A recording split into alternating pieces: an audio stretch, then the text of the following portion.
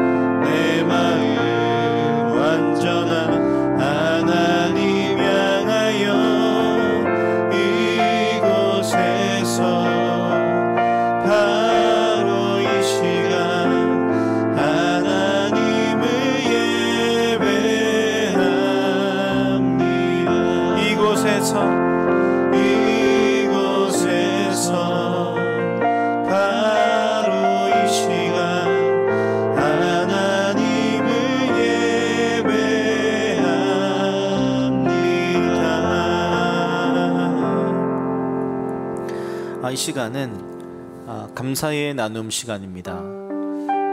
저희가 함께 50일 감사일기 쓰기 그것을 통해 하루를 감사로 마무리하는 것이 참 감사한 시간들이고요. 그리고 또 지난주 말씀을 통해 또 하나님 나라 그 희년에 대한 또 말씀을 들음이 감사이고, 그리고 12월 9일 지난 수요일이었죠. 함수미 집사님의 또 둘째 자녀 출산이 있었습니다. 그것도 너무나 감사한 일입니다. 비록 우리 삶 가운데 여러 가지 어려움과 힘듦이 있지만 여러분의 삶에 감사의 고백을 이 시간 여러분의 가족과 그리고 여러분의 배우자와 그리고 또 홀로 이 예배를 드리시는 분들은 하나님께 감사의 고백을 올려드리는 시간들이 되었으면 좋겠습니다. 이 시간 함께 우리 감사의 그 마음을 나누고 함께 감사하도록 합시다.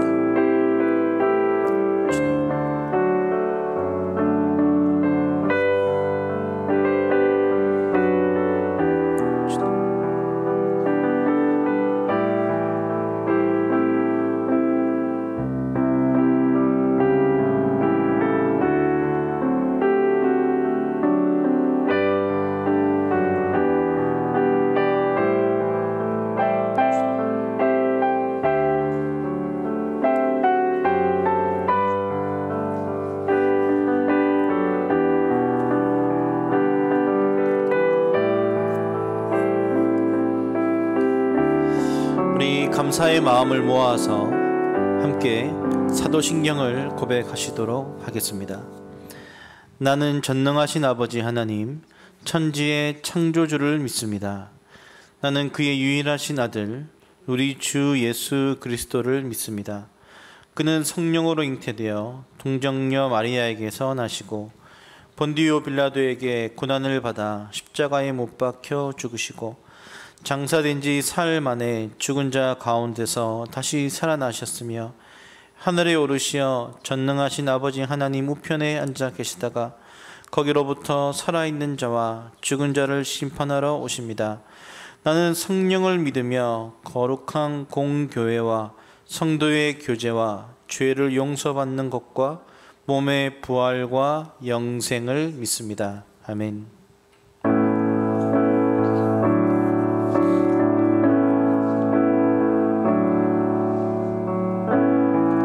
하늘의 문을 여소서, 이곳을 주목하소서.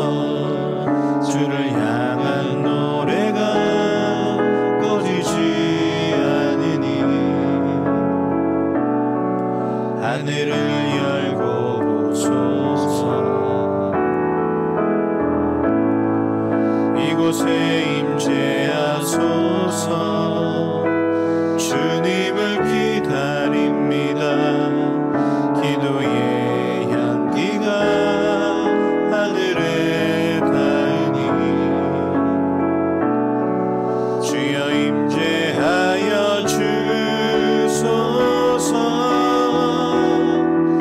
이곳에 오셔서 이곳에 앉으소서. 이곳에서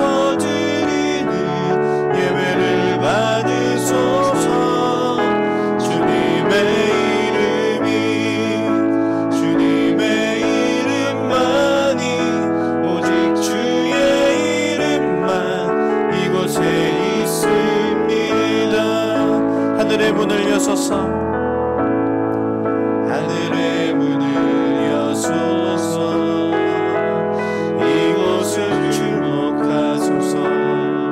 주를 향한 노래가 꺼지지 않으니 하늘을 열고 보소서. 이곳에 임재하소서. 주님을 기다립니다. 기도의 향기가 하늘에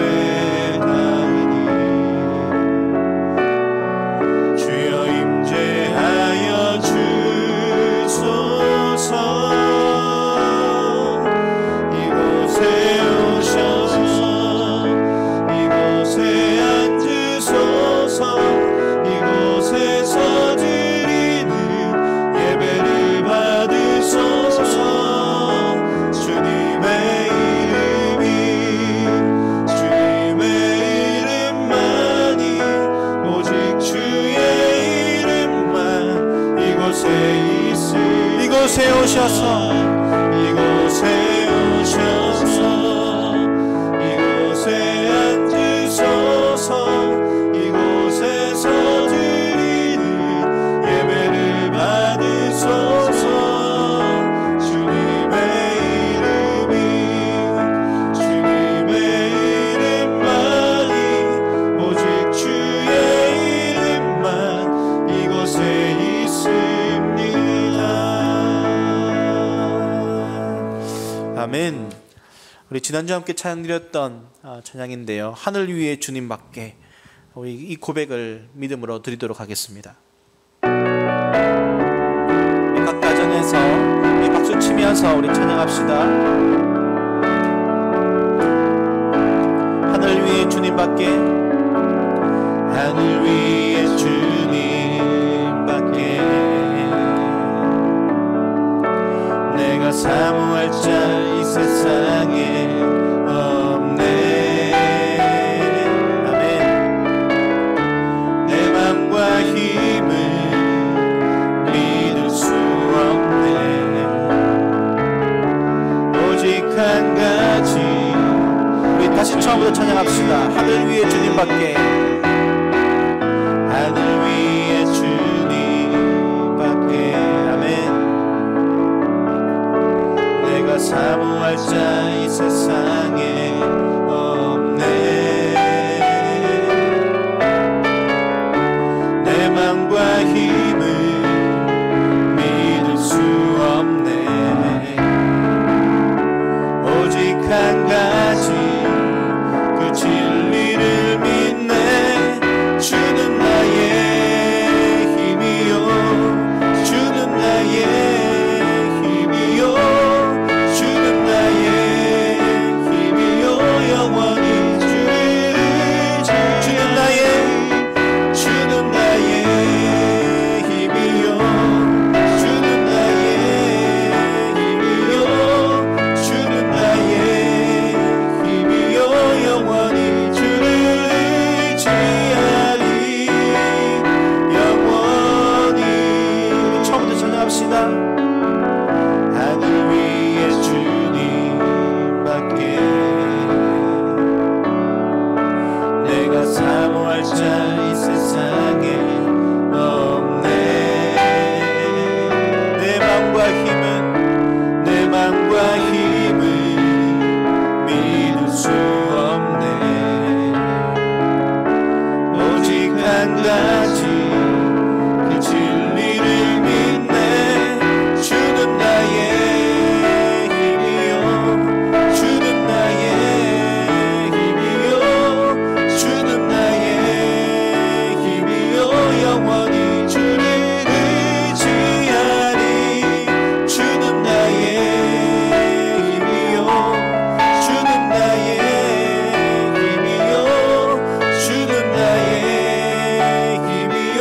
영원히 주를 주는 나의 힘이요, 주는 나의 힘이요, 주는 나의 힘이요, 주는 나의 힘이요. 영원히 주를 의지하리. 영원히.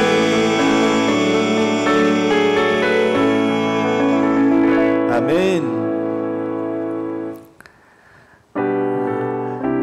꽃들도라는 이 찬양을 드릴 텐데요. 이 찬양을 드릴 때 머릿속으로 하나님 나라를 상상하며 또 그 나라가 오늘 이곳에 임하기를 간절히 바라는 마음으로 우리 함께 찬양했으면 좋겠습니다.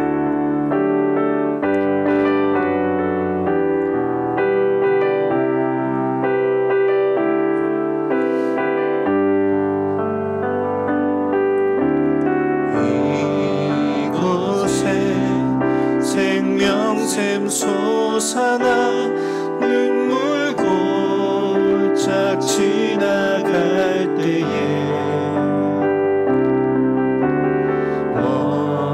오잖아 열매 맺히고 웃음소리 넘쳐나. 우리 1절 다시 한번 고백합시다. 이곳에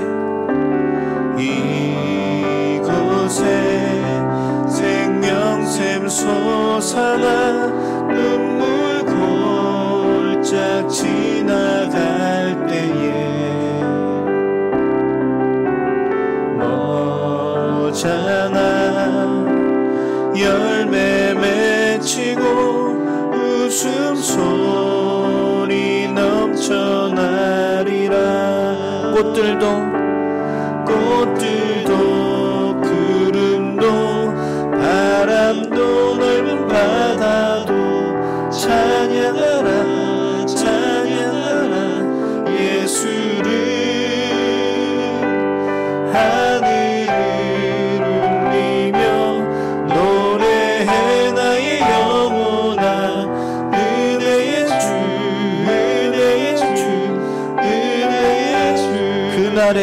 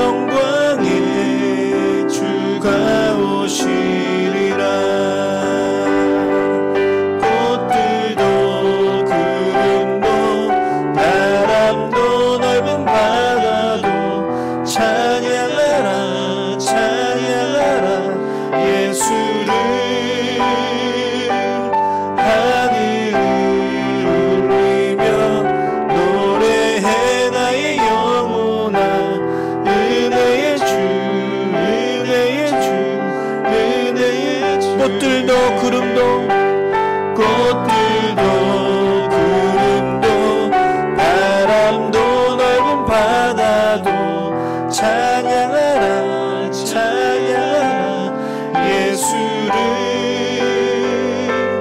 하늘을 울리며 노래해 나의 영혼아 은혜의 주 은혜의 주 은혜의 주.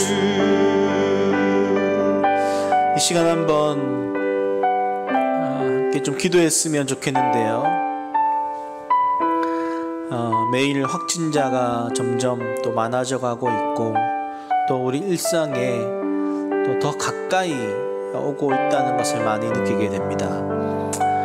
하지만 또 이 일들로 인해 고통받고 또 아주 죽음까지 가고 있는 많은 이들을 또한 고치시고 회복하시는 하나님의 은혜가 있게 해달라고 기도해 주시고, 또한 코로나 백신이 이제 조금씩 맞춰져 가고 있고, 또한 이것이 더 많은 이들에게 또 널리 또 빨리 또 맞춰져서 더 이상 코로나로 인해 또한 고통이나 아픔들이 일어나지 않도록, 그리고 이때에 또한 수도권의 2.5단계 또 각 지역별로 2단계의 단계에 있을 때에 교회들이 또 하나님 앞에 예배할 때에 또한 신실하게 하나님을 바라보면서도 이웃을 향한 우리들의 마음을 놓치지 않고 나아갈 수 있게 해달라고, 예배드릴 수 있게 해달라고, 그렇게 마음을 모아 좀 함께 기도했으면 좋겠습니다. 기도하시겠습니다.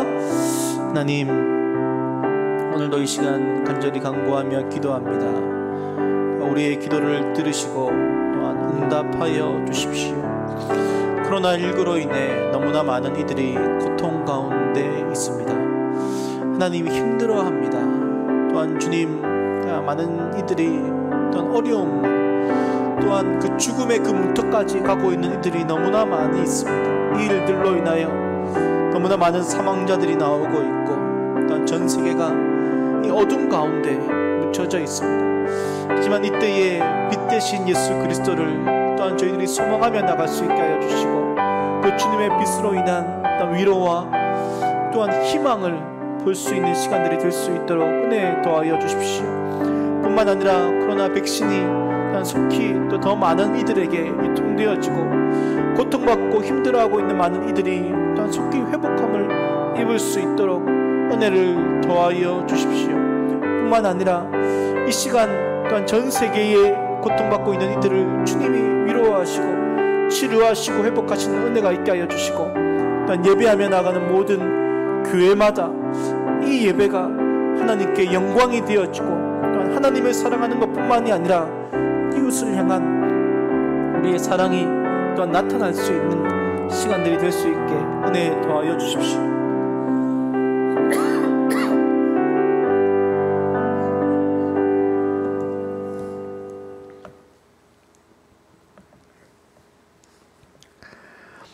코로나19를 위한 중보기도 147일차 이수훈 집사님의 기도입니다.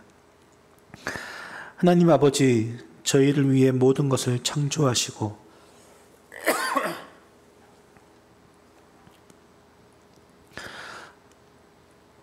저희를 구원하시려 모든 것을 내어주신 하나님, 오늘도 하나님을 찬양하며 하나님의 사랑에 감사드립니다. 코로나가 시작되고 이제 1년이란 시간이 흘렀습니다. 이 시간 동안 한국에서 세계 곳곳에서 많은 일들이 일어났고, 저희는 때론 낙심하고 좌절하고 슬퍼하고 분노했습니다. 많은 사람들이 이 일로 육체적, 정신적, 경제적 어려움을 겪고 있고, 미래에 대한 소망도 희망도 잃어버렸습니다. 하지만 저희들이 이 상황 가운데서 모든 것을 주관하고 역사하고 계신 하나님을 바라봅니다. 주님의 선하신 계획을 믿고 신뢰하기를 원합니다. 저희 모두 이 시간을 통해 예수님을 본받아 감사와 사랑을 배우고 베푸는 것을 실천하는 귀한 시간 되길 소망합니다. 당연한 것이라고 여겼을 땐 없었던 감사들이 이 시간들을 통해 삶의 모든 영역에 닿아 있는 하나님의 은혜를 깨닫고 감사의 시간으로 나아가길 기도합니다. 이웃을 향한 사랑이 부족해 이기적인 행동으로 이웃을, 사회를 아프고 병들게 하는 것을 보고 있습니다. 저희들도 회개하며 진정한 이웃사랑이 무엇인지 다시 생각하고 각자의 자리에서 실천할 수 있는 지혜와 용기를 주십시오. 예수님이 하신 것처럼 남의 고통에 등 돌리지 않고 가치함으로 베푸는 삶을 살 수 있기를 기도합니다. 아버지, 앞으로 코로나 사태가 빨리 진정되고 안전한 치료제와 백신이 개발되어 전 세계가 안정을 찾을 수 있게 도와주십시오. 지도자들과 최전선에서 코로나를 해결하기 위해 힘을 쏟는 이들에게 지혜를 주시고 힘을 주시길 원합니다. 많은 것을 잃고 주저앉은 자들에게 소망과 위로가 되어주시고 코로나 시대가 진정한 회개의 시간이 되어 모든 민족이 하나님께로 다시 마음을 돌이키는 귀한 시간이 될 수 있기를 기도합니다. 세상을 주관하시는 하나님, 이 시간들을 통해 오직 하나님만 드러나고 영광 받으시길 소망합니다. 감사를 드리며 예수님의 이름으로 기도합니다. 아멘.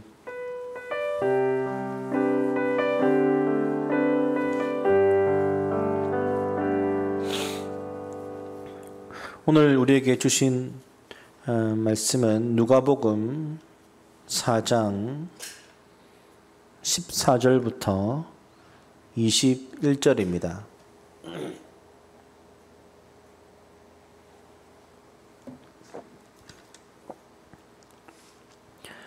누가복음 4장 14절부터 21절을 함께 읽도록 하겠습니다. 예수께서 성령의 능력으로 갈릴리에 돌아가시니 그 소문이 사방에 퍼졌고 친히 그 여러 회당에서 가르치심에 뭇 사람에게 칭송을 받으시더라.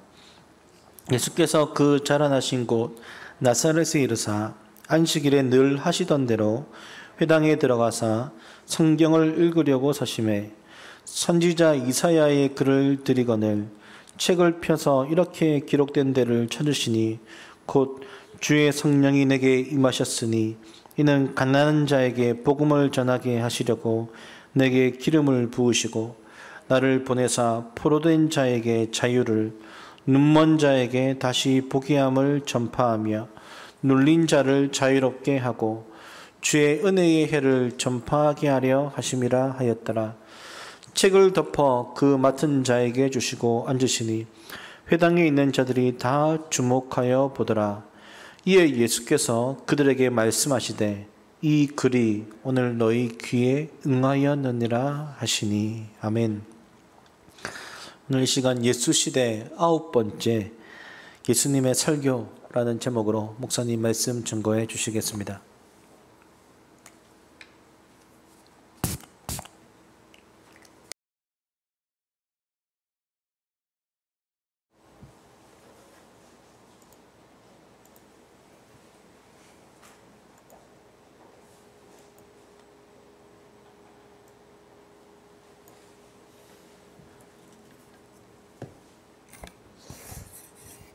여러분 반갑습니다. 한 주간 동안 또 여러분의 삶 속에 또 함께 하셨을 하나님을 기대합니다.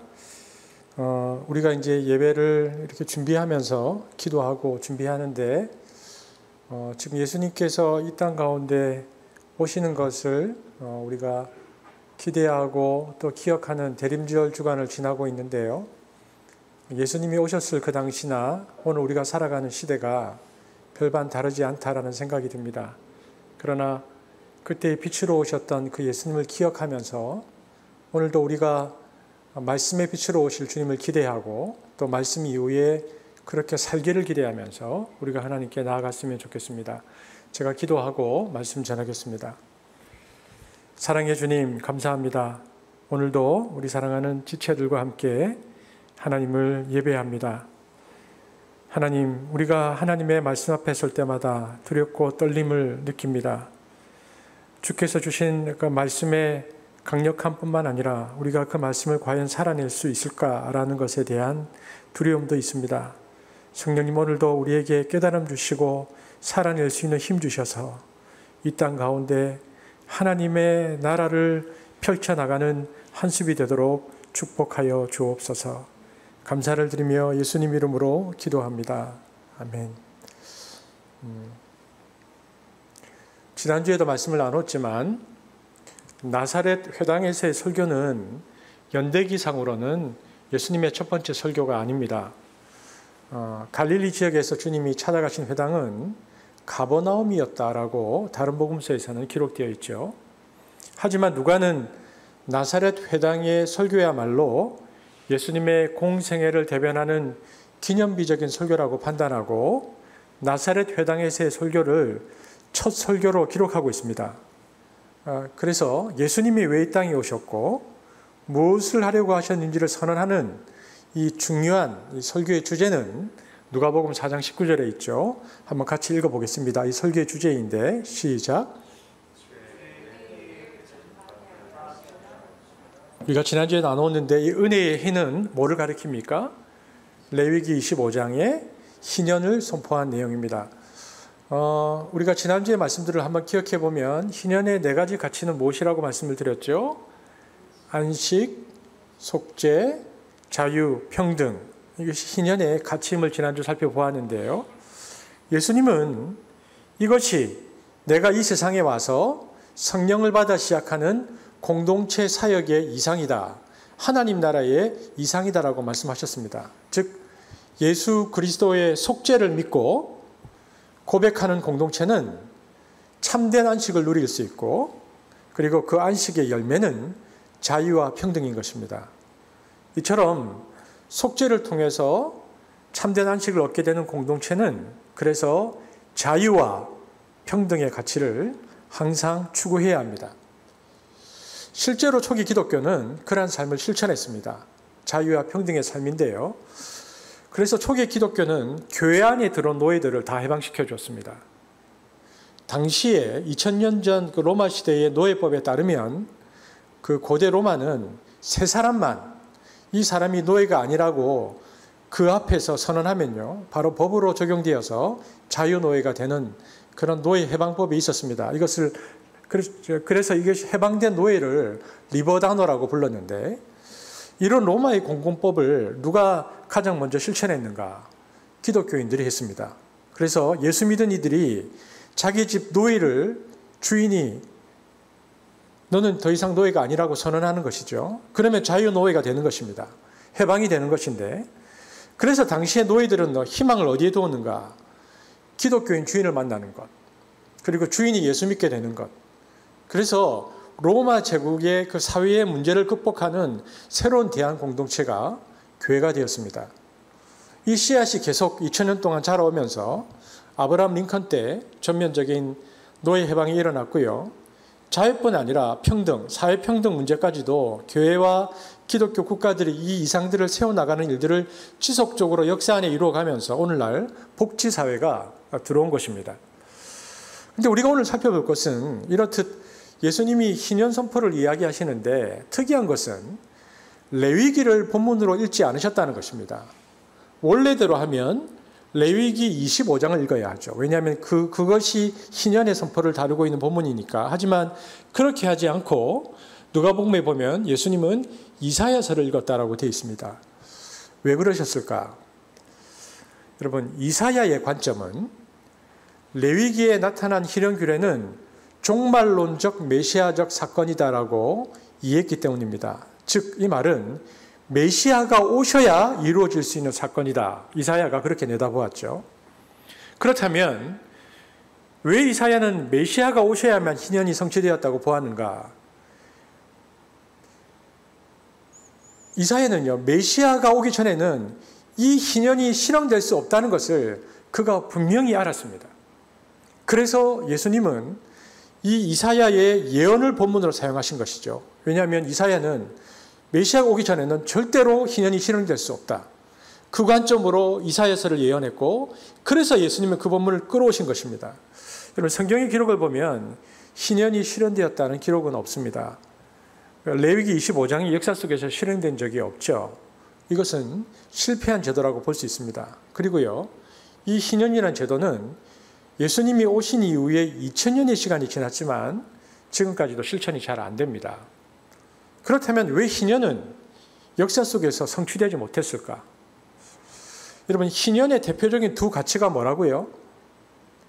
자유와, 첫 번째는 자유이고 두 번째는 평등입니다. 그래서 지난주에 살펴보았지만 노예 해방, 또 빚 탕감, 토지 회복 같은 자유와 평등이라는 두 기둥 위에 희년이라는 사회가 세워지는 것입니다.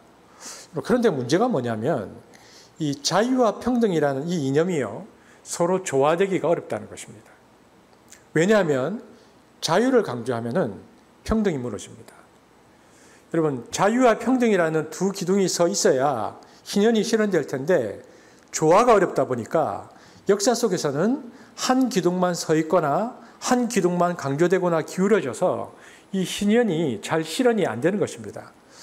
그러면 여러분, 자유를 강조하는 인류의 체제가 무엇입니까? 그것은 자유민주주의 체제입니다. 여러분, 자유민주주의 체제라는 게 뭡니까? 정치적으로는 민주주의, 그리고 경제적으로는 자본주의를 채택한 것입니다. 그런데 자유민주주의 체제라는 것이 한마디로 자유롭게 일해서 마음대로 벌고 마음대로 소유해도 좋고 그것을 자식들에게 마음대로 물려줘도 좋다는 거거든요. 이것을 최대한 보장해 주는 게 자유주의 체제입니다. 그런데 뿐만 아니죠. 이것뿐만 아니라 이것은 국내법인데 이런 국내법뿐만 아니라 국제 차원에서도 이것을 보장해 주어서요, 관세 장벽 같은 것을 다 없애고 자본이 마음대로 전 세계의 모든 시장으로 이동하면서 자기의 역량대로 노력하고 돈을 벌고 마음껏 소유하고 마음껏 누릴 수 있도록 해놓았죠. 이것을 신자유체제라고 부릅니다. 이렇게 자유를 국제사회에서 마음껏 누려서 경제활동이나 개인적인 자유를 극대화하는 생활을 할 수 있도록 해주는 것이 자유를 평등보다 우선시하는 서방체제입니다. 그런데 이것이 아주 좋은 것임에도 불구하고 문제가 생깁니다. 왜냐하면 자유가 인간의 이기심과 결합되면 결과가 나빠집니다. 왜냐하면 인간의 탐욕이 개인적인 소유를 극대화하게 되어 있기 때문에 그렇습니다. 여러분, 인간의 탐욕은 절대로 멈추지 않습니다.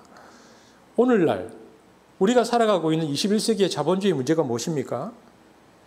자유와 인간의 욕망이 결합된 자본주의 시대에는요, 사람들이 어떻게든 세금도 덜 내거나 안 내고 사회적 책임을 최대한 안 지면서 자기가 그 자본을 오래 소유하고 마음껏 소비하고 자식들에게 되물림해주고 싶은 이런 욕망이 극대치로 발휘됩니다. 게다가 오늘날 자본주의는 이미 생산이 과잉 생산 단계로 넘어왔거든요. 학자들은 과잉 생산 자본주의라고 부르는데 이것이 큰 문제입니다.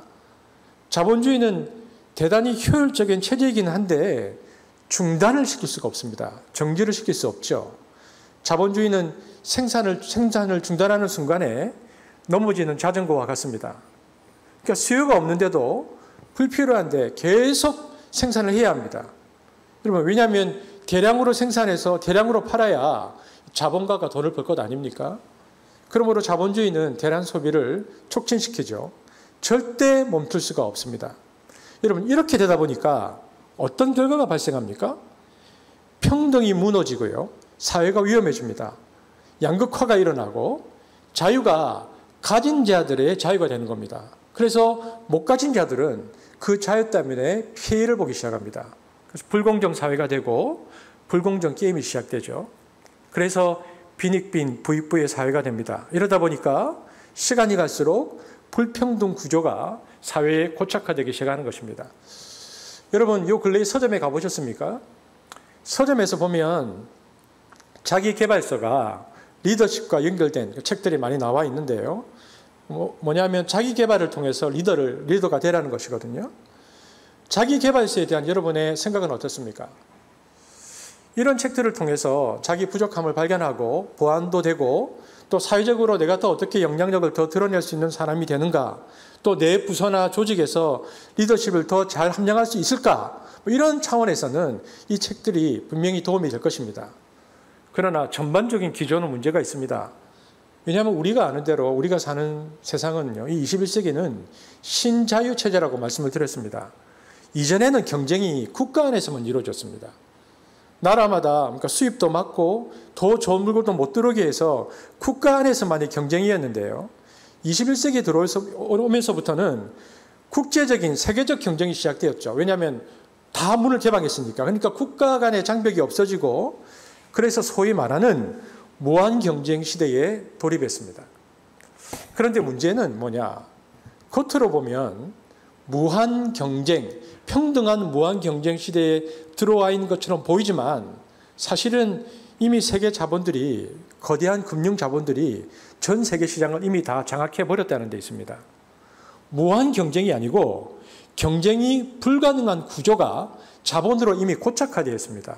그래서 이 거대한 금융 자본은요, 자원시장, 그러니까 예를 들면 석유, 곡물, 비금속, 철강 등을 전 세계적으로 이미 다 장악했고, 생산수단, 그러니까 뭐 거대 공장이라든지 뭐 정유회사라든지 이것을 다 장악해버렸고요. 시장도 유통 마켓, 그러니까 전 세계 유통시장, 그러니까 대형 마켓까지 다 자본이 잠식하고 장악해버렸습니다. 그리고 남는 것을 가지고 나머지 사람들이 무섭게 피 터지는 경쟁을 해서 살아남아야 되니까 매우 기울어진, 그것도 운동장의 끄트머리, 절벽에서 안 떨어지는 싸움을 하고요. 거기에 올라가기 위한 무서운 싸움을 우리가 지금 하고 있는 겁니다. 그런데 이때 이 판을 바꾸는 것이나 실제로 구조를 바꾸는 것에 대해서는 전혀 논의하지 않고 이 안에서, 그 끄트머리 안에서 내가 어떻게 더 경쟁력이 있는 인간이 되느냐라는 다급한 현실에 일조한 책들이 자기계발서입니다. 그래서 이런 책들을 읽으면요, 읽을수록 더 초조해집니다. 왜냐하면 이런 책들은 구조의 전반적인 문제를 전혀 지적하지 않고 이 문제를 개인의 문제로 포커싱을 맞추거든요. 개인의 능력을 더 개발하라. 그래야 살아남는다. 이길 수 있다. 승리할 수 있다. 그래야 조직 안에서 승진하고 CEO도 될 수 있다. 그러니까 사람들이 죽으라고 공부하는 겁니다. 그런데 그렇게 공부를 아무리 많이 해도 사실상 이미 기울어진 운동장이라서 노력한 만큼 오히려 더 절망이 크다는 것입니다. 이것을 계속 반복하다 보면요, 자기 개발이라는 것에 한계가 옵니다. 아무리 개발해도 환경이 열리지 않으면 절망이 더 크죠. 이렇게 해서 소위 말하는 삼포 시대가 오는 겁니다. 요즘 우리 교회 청년들도 많이 있는데요, 요즘 청년들이 옛날 사람들보다 얼마나 더 똑똑한데 자기에게 투자도 어마어마하게 했고요, 해외에 나가서 온갖 경험과 스펙도 정말 많이 쌓았는데 취직이 안 됩니다. 이러한 시대의 흐름 속에서 많은 사람들이 사회적 탈락과 절망 속에서 힘을 잃어가고 심지어는 목숨을 끊는 일들도 비일비재하죠. 여러분, 이처럼 자유가 좋은 것이지만 자유와 인간의 이기심이 결합하니까 그 결과가 아주 불행한 사회를 만드는 겁니다. 우리가 지난주에도 살펴보았듯이 사회에 어떤 악이 들어왔을 때에 그 멸망당하는 단계를 살펴보면 단순히 어떤 개인적인 문제나 문화적인 문제나 경제적이거나 종교적인 차원을 넘어서서 사회 전반의 구조적인 차원으로 제가 고착되면 위험해진다는 것을 우리가 지난주에 살펴보았습니다. 그러니까 자유와 평등이라는 가치가 심판의 기준이었죠.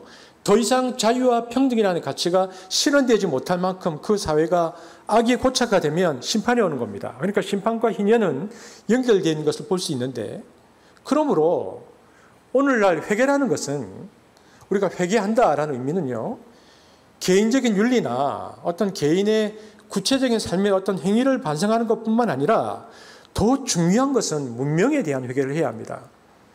여러분, 우리가 살아가는 이 시대의 사상과 철학이 아무리 달콤해 보여도 그 결과가 자유를 제한하고 불평등 구조를 양성하면 그것이 아무리 보암직하고 먹음직하여도 그것은 위험한 겁니다. 왜 위험한가? 희년의 가치인 자유와 평등을 훼손시키고 있기 때문에 그렇습니다. 그래서 사도 바울이 우리에게 뭐라고 말합니까? 너희는 이 세대를 본받지 말라. 그러므로 세상을 지배하는 이 지배사상에 대한 선지자적 혹은 예언적 정신이 없으면, 이 비판력이 없으면요, 우리도 모르는 사이에 이 세대를 본받는 자가 되는 것입니다. 동조하는 자가 되어버리는 거죠. 그러므로 여러분, 기울어진 운동장에서 열심을 다하는 것만으로는 부족합니다. 시대정신, 시대의 사상을 비판할 수 있는 힘이 없으면 그래서 그것은 참된 회개가 될 수 없습니다. 그러므로 우리가 지금 코로나 이 시대에 벌써 3월 달부터 시작되었으니까 9개월을 지나고 있는데요. 이 코로나가 우리에게 요구하는 것은 지금까지 살아왔던 시대 철학과 가치에 대한 돌아봄입니다. 특별히 자본주의에 대한 새로운 성찰이죠. 저는 우리 교회가 코로나가 시작되어지고 지금 150번 가까이 정오에 코로나를 위한 중보기도를 하고 있는데요. 이것은 단순히 그냥 코로나를 위한 어떤 치유적 차원에서의 회복적 차원에서의 기도가 아니고요. 그 기도를 통해서 이 시대를 분별함의 힘을 표현하는 한습의 중요한 시간이라고 생각합니다. 우리는 그 시간을 통해서 또 그 중보들을 계속하면서 시대를 분별하고 시대에 대한 기도 제목을 붙잡는 것이죠. 이처럼 자유와 평등이라는 가치 중에 자유라는 가치가 극대화되면 이것이 그리고 인간의 이기심과 결합하면 이 평등의 사회가 무너지는 결과가 찾아오죠. 그래서 이 자본주의의 문제를 알고 이 문제를 해결하려고 한 사람이 있습니다. 그 사람이 누굽니까? 우리가 잘 아는 칼 막스입니다. 안 되겠다. 자유를 제한하고 평등을 이루어야 되겠다. 그래서 공산주의의 출현입니다. 여러분, 공산주의라는 게 뭡니까? 말 그대로 생산수단을 공유하는 겁니다. 그러니까 개인이 가지지 못하게 하는 거죠. 모든 생산수단은 국가가 통제하는 겁니다. 그래서 함께 일해서 함께 나누자. 이게 공산주의죠. 이 세상의 모든 생산수단을 평등하게 당이 통제하자. 이렇게 주장하는 게 공산주의 혁명입니다. 그러니까 사회주의는 뭐냐? 사회주의는 민주주의와 또 다르게 평등을 자유보다 더 중심으로 두는 가치입니다. 이렇게 하니까 처음에는 이 자유의 폐해를 극복했다고 해서 사람들이 환호하고 좋아했는데요. 시간이 지나니까 이것도 문제가 생깁니다. 어떤 문제가 발생했을까요? 여러분, 인간의 이기심이라는 것은 평등 사회에도 그대로 있습니다. 그러면 인간의 이기심이 평등 사회에서는 어떻게 나타나는가?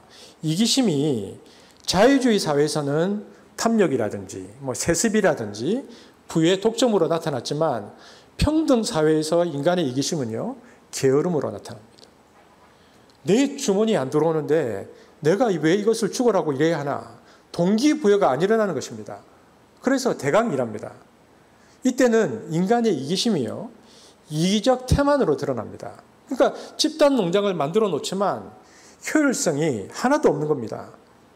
공산주의 국가는 이 집단 효율성을 높이려고 인간을 정신개조하려고 엄청 노력했습니다. 그래서 사회주의 이데올로기를 어릴 때부터 심어주어서 계속 세뇌시키죠.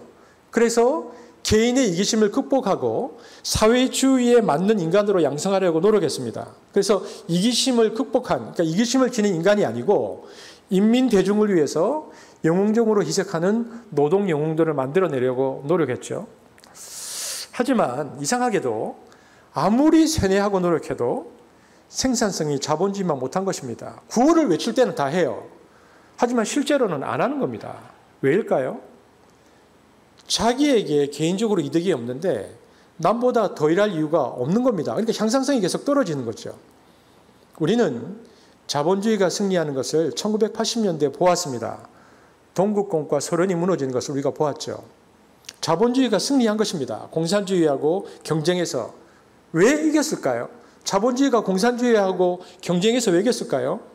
자본주의는 공산주의보다 우월한 제도이기 때문에 그렇습니다. 무엇이 우월한 제도인가?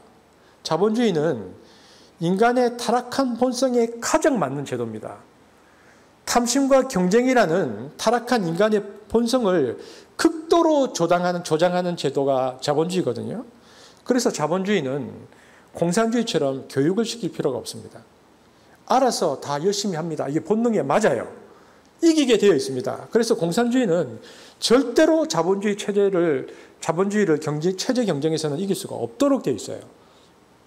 이것을 정확하게 간파한 분이 있습니다. 라이놀드 니버라고요. 이분이 기독교 신학자고 철학자고 사회학자고 또 정치 철학에도 기여했는데 이분이 쓴 아주 후기 그 책에 보면 빛의 자녀들과 어둠의 자녀들이라는 책이 있습니다. 근데 여기서 이제 어둠의 자녀들이라는 것은 칼 막스의 이론을 따르는 공산주의자들을 가리킵니다. 근데 빛의 자녀들과 어둠의 자녀들에서 라이노드 리버가 이런 표현을 썼는데요. 한번 들어보십시오. 공산주의가 자멸한 이유는 성경이 말한 인간의 원죄성을 인정하지 않고 이데올로기에 의해 새로운 인간을 교육하여 이기심을 극복한 새로운 사람과 새로운 사회, 유토피아 공동체를 만들 수 있다는 착각에 빠졌기 때문이다. 여러분, 정확하게 본 것입니다. 이게 뭐냐면 인간관이 틀렸어요. 인간관이 성경에서 말하는 전적 타락을 받아들이지 않는 것이 막스의 공산주의 이론이었습니다. 이기심을 얼마든지 시스템과 교육으로 바꿀 수 있다는 거짓된 착각을 가졌던 것이죠. 그리고 그 실험을 공산주의가 무려 100년을 했습니다. 그래서 공산당 사회는요, 그런 이기심을 가지고 있는 자들을, 그러니까 제국주의, 자본주의 잔재를 가진 이들로 보고 다 죽여야 한다고 생각했습니다. 그래서 개조가 안 되는 사람들은 죽여버리자.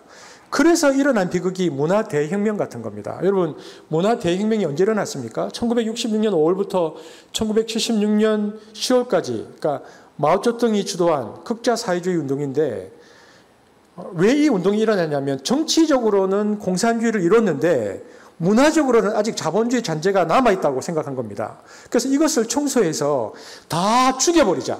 자본주의의 잔재를 갖고 있는 사람들. 그래서 엄청나게 사람들을 죽였죠. 이렇게 비극을 만들어냈는데요. 여러분, 이런 시도가 2000년 인류 역사 속에서 정말 많았습니다. 2000년 인류 역사 속에서 무수한 혁명들이 있었습니다. 왜 혁명이 일어났는가? 기울어진 운동장을 평등 세상으로 만들어 보겠다. 이게 혁명이거든요. 그런데 너무 아이러니하게도 혁명은 항상 그 혁명을 일으킨 자가 독재자가 됩니다. 왜 독재자가 될까요? 모든 혁명은 피를 일으키거든요. 그러니까 저항하는 사람을 잡아 죽이게 되어 있습니다.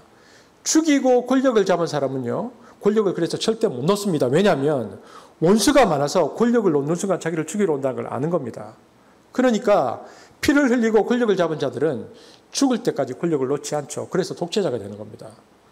그러니까 독재가 진행되다 보면요, 처음에는 좋은 뜻, 좋은 이상을 가지고 혁명을 시작했는데 그 좋은 이상은 독재가 다 까먹어버리고요. 그래서 천국 만들고 유토피아 만들겠다고 혁명해 놓고 지옥 만들고 죽는 겁니다. 여러분, 이처럼 평등을 강조하고 혁명을 일으킨 사람들의 한계가 뭐냐? 아무리 교육하고 아무리 죽여도, 혹은 실제 먹고 살기 위해 인민영웅을 만들어 누구 따라하기 운동을 하지만요, 사람들은 척하지 절대로 바뀌지 않는다는 것입니다. 왜냐? 이게 인간의 이기심입니다. 그래서 사회주의도요, 인간의 이기심 때문에 또 망합니다. 그 이기심을 사회주의가 넘어갈 수가 없어요. 인간의 이기심이 있는 한 평등성은 그래서 또 다른 측면에서도 재앙이 될 수 있습니다. 이게 지금 북유럽의 복지제도 같은 것인데요, 스웨덴이나 핀란드 같은 거는 복지 정책이 너무 좋아서 역기능이 왔습니다. 너무 지나쳐서. 그래서 이게 복지라는 것이 평등성을 지향하는데 항상 지나치면 어떤 문제가 발생하냐면 사회적인 게으름을 공산주의처럼 똑같이 양산합니다. 그러니까 복지가 균형을 상실하면 또 게으름을 만들어버리죠. 누가 일합니까? 그러니까 인간의 평등성이라는 것도 인간의 이기심이라는 것과 연결되어지면요, 다 망가져버리는 겁니다. 여러분, 인류가 2000년 동안 번갈아 가면서 이것을 실험했습니다. 어떨 때는 자유를 강조하고, 그러다가 혁명을 일으켜서 평등을 강조하다가, 또 안 되면 자유를 추구하다가 또 평등을 하다가, 그런데 2000년 동안 그걸 했는데 다 실패했습니다. 왜 그럴까요? 이기심 때문이죠. 어떤 강력한 사상과 철학도 인간의 이기심을 넘지 못했습니다. 여러분, 이것을 이사야가 정확하게 본 것입니다. 인간의 타락한 그 원죄, 이기심이 있는 한 어떤 가치와 사상과 철학이 들어와도 다 망한다. 역장욕을 한다는 것을 이사야는 알았습니다. 그래서 주님의 속죄의 은혜, 뿔라팔 소리를 들으면 모든 물질에 대한 욕심을 열어놓고 빛 탕감해주는 그런 성자는 절대로 이기심을 가진 인간에게 나오지 않는다는 것을 이사야는 안 것입니다. 그래서 레위기 25장에 나타난 희년의 정신이라는 것이 자유와 평등 공동체인데, 이것이 인간의 원죄에 근거한 이기심과 탐욕 때문에 절대로 실현되지 않는 규례로 굳어버린 것이죠. 보십시오. 자유가 인간의 이기심과 결합하면 그 신현의 정신 중에 뭐가 됩니까? 사적 소유의 극대화가 이루어지고요. 또 평등이 인간의 이기심과 결합하면 뭐가 나타나죠? 게으름이 오죠. 그래서 신현 제도는 역사 속에서 실현된 적이 없습니다. 이사야는 인간의 원죄, 그러니까 인간의 이기심이 극복되지 않고는 어떤 가치, 제도, 철학, 시스템으로도, 제도로도, 법률로도, 도덕으로도, 윤리로도 안 된다는 것을 이사야 선지자는 안 것입니다. 여러분, 그러면 어떻게 해야 합니까? 무엇으로야 이 신현 제도가 실현이 가능한 것입니까? 이사야는 인간성이 죄와 욕망에 의해서 다스려지는 것이 아니고 성령으로 다스려질 때만이 신현의 이상이 가능하다는 것을 알았습니다. 그래서 이 신현에 대한 이상을 실현하는 것을 무엇으로만 가능하다고 보았나? 하나님의 아들 메시아, 그러니까 죄 없는 분이 오시고 그분이 성령으로 충만했을 때만 그분의 다스림에 의해서 가능한 것이다 라고 이해했고, 그래서 그가 이사야서 61장 1절에 그토록 하나님의 영과 기름 부음을 강조한 것입니다. 한번 같이 읽어보겠습니다. 읽겠습니다. 시작. 주 여호와의 영이 가난한 자에게 아름다운 소식을 전하게 하려 하심이라. 나를 보내사 마음이 상한 자를 고치며 포로된 자에게 자유를, 갇힌 자에게 노임을 선포하며. 지금 이사야가 무슨 얘기를 합니까? 성령이 오셔서, 주 여호와의 영이 내게 내리셨으니 성령이 오셔서 인간의 이기심과 원죄를 극복할 내면의 힘이 생겨야지만이 이것을 실현할 수 있다고 내다보았고요. 그러면 그 성령을 인류 사회에 끌어들여서 이 성령의 사역을 할 수 있는 일을 누가 하시는가? 메시아가 오신다. 기름 부은 분이 오신다. 그분이 오셔야 이 성령이 인류의 역사 가운데 들어오신다. 그분이 오셔서 그분이 그래서 성령으로 충만하게 되었을 때에 그 그리스도로 성령 충만을 경험한 공동체만이 신현 공동체를 성취할 수 있다는 것을 내다보면서 예언한 것이 이사야 선지자의 이 예언입니다. 그래서 이사야가 이 신현의 이상을 종말론적인 사건 혹은 메시아 사건으로 예언한 거죠. 그리고 예수님은 오늘 나사렛 회당에서 그 이사야의 예언을 본문으로 말씀하시면서 뭐라고 말씀하셨습니까? 한번 같이 읽어볼까요? 시작. 이 성경 말씀이 너희가 듣는 가운데서 오늘 이루어졌다. 엄청난 얘기를 하시는 겁니다. 인간의 이기심, 원죄로서는 절대로 그것이 극복되지 않는데 메시아가 오셔서 성령이 오심을 가능하게 해서 이제는 이 신현의 이상과 가치가 너희 가운데서 지금 이루어졌다라고 예수님께서 선언하신 것이죠. 그러므로 우리는 이 나사렛 매니페스토, 나사렛 그 선언의 의미는요, 성령 선언이라는 것을 보아야 합니다. 예수님은 지금 성령을 강조하신 것입니다. 이것은 성령 선언이다. 그러므로 우리는 이 인간의 원죄성의 중심인 이 이기심이라는 것이 성령으로만 극복된다는 것을 알아야 하고요. 그렇기 때문에 우리는 성령의 충만함을 구해야 하는 것입니다. 왜냐하면 그래야 하나님 나라의 이상인 신현이 실현될 수 있기 때문이죠. 이사야서 61장 1절 다시 한번 읽어볼까요? 시작.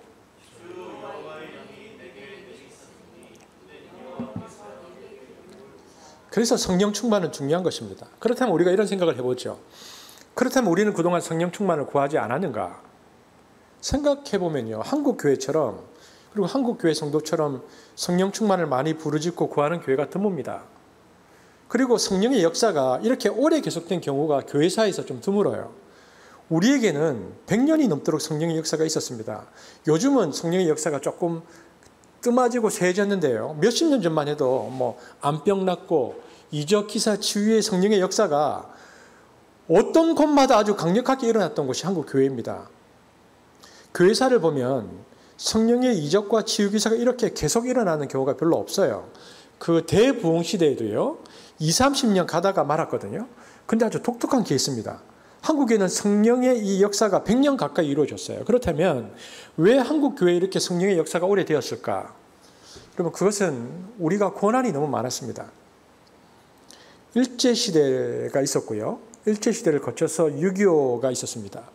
전쟁을 끝나고 나서 일제시대와 6.25를 거치면서요. 이게 우리가 인간의 절망을 느끼게 하는 최악의 상황을 우리가 너무 오래 겪은 겁니다. 그리고 그 뒤에는 산업화가 이루어졌잖아요. 근데 산업화 단계에서도 성령의 역사가 많이 일어났는데 왜 그렇습니까? 이 산업화 과정에서 사람들의 사회적 절망이 너무 깊었습니다. 너무 힘들었고요. 먹고 사는 게 너무너무 어려웠죠. 우리가 전태일 얘기를 잘 알고 있잖아요. 전태일 열사 이렇게 얘기하는데 그 시대상을 그대로 반영해 주는 것이죠. 당시 사람들의 삶은 굉장히 고단했고 경쟁이 치열했고 스트레스가 많았죠. 그래서 사람들이 병들고 고통을 받던 시대가 그 산업화 과정 속의 시대입니다. 이처럼 사람들의 절망이 깊어질 때에 그럴 때 삼박자 구원을 외치면 이거 굉장한 겁니다. 예수 믿으면 병 낫고 예수 믿으면 돈 벌고 예수 믿으면 형통하다. 이것은 산업화 과정에서 가지고 있는 인간의 모든 잠재적 욕망과 결합된 복음이죠.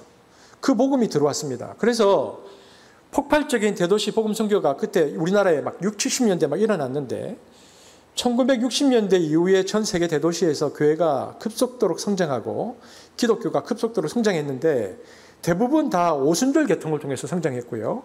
그것도 도시 빈민 지역에서 성장했습니다.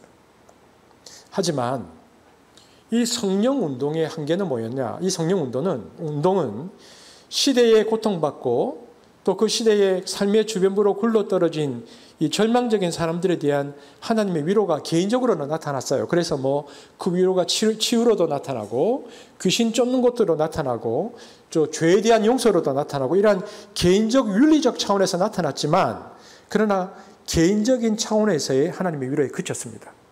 근데 거기서 그쳤어요. 그리고 또 하나의 문제점이 뭐냐면 한국 교회의 성령 운동의 또 다른 한계는 이 성령 운동이 교회 성장을 위한 성령 운동이었다는 것입니다.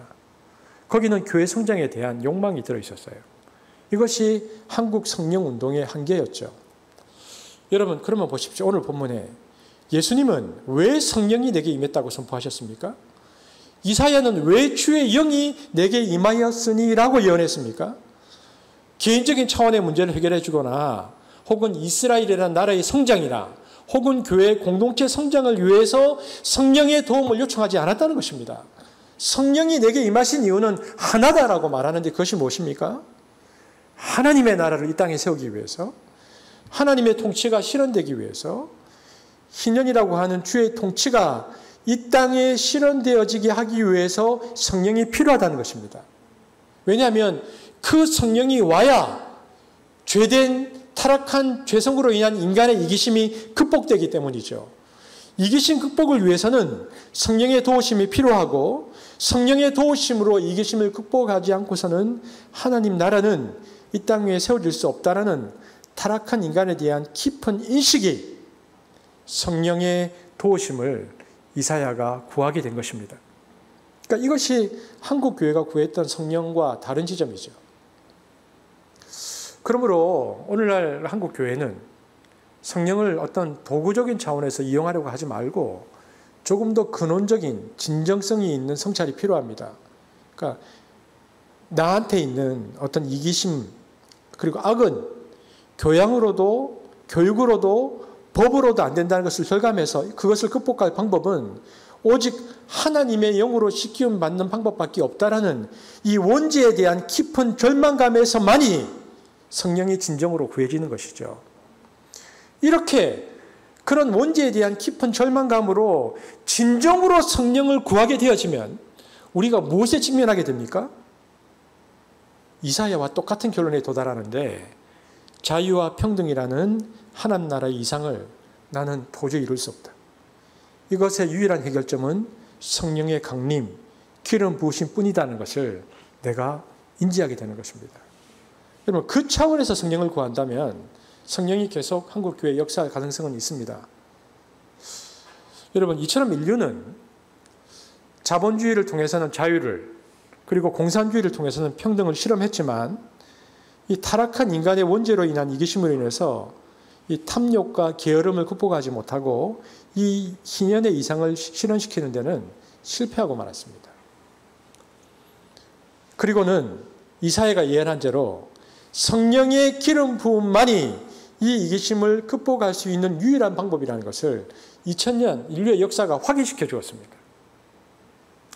여러분, 그렇다면 이 성령 선언을, 예수님께서 나사렛 회당에서 하셨던 이 성령 선언을 어떻게 오늘날 신약 시대에 살고 있는 오늘날 우리는 이것을 어떻게 실천하고 적용시킬 수 있을까? 그러니까 구약에 있는 이 희년의 규례를, 그리고 이사야가 얘기했었던 구약의 예언자가 예언했었던 그 예언을 신약 시대를 살아가는 우리는 어떻게 적용할 수 있을까? 이것이 저와 여러분이 오늘 함께 고민해야 할 이 설교의 과제이겠죠. 여러분 보십시오. 구약 시대에는 하나님의 나라, 그러니까 하나님의 통치를 드러내는 이 공동체를 어디에 세우시도록 하나님이 하셨습니까? 특정한 땅, 어떤 공간 위에 세우도록 하나님께서 하셨다는 것입니다. 그 땅은 어디입니까? 가나안 땅, 지금의 팔레스타인 지역입니다. 그리고 정치 체제는 처음에는 12지파 부족 연맹체였고요. 나중에는 뭡니까? 그 사울, 다윗, 솔로몬 군주 체제가 들어오죠. 그러니까 사울 다윗을 통해 군주제 형태로 하나님 나라를 허락했습니다. 그것까지도 내가 허락해 주겠다. 이렇게 구약시대에는 하나님 나라가 가시적으로 드러났습니다. 그러니까 어떤 보이는 땅에서, 그리고 보이는 어떤 군주제를 통해서 하나님 나라 이상의 실현을 하려고 했죠. 그래서 하나님 나라의 실현을 위해서 특정한 땅을 주셨기 때문에 그 땅에서 통치를 실현한 규례를 준 것이 레위기 25장의 희년 규례입니다. 해봐라. 문제는 신약 시대에는 성령이 임하셔서 하나님의 백성으로 우리를 다시 빚으셨는데 우리한테는 땅을 주지 않으셨다는 데 있습니다. 여러분, 지금 여러분 다 예수님을 믿으시지요? 그러면 그 예수님이 우리가 성령을 받은 거잖아요. 근데 성령 받고 땅 받은 분 계십니까?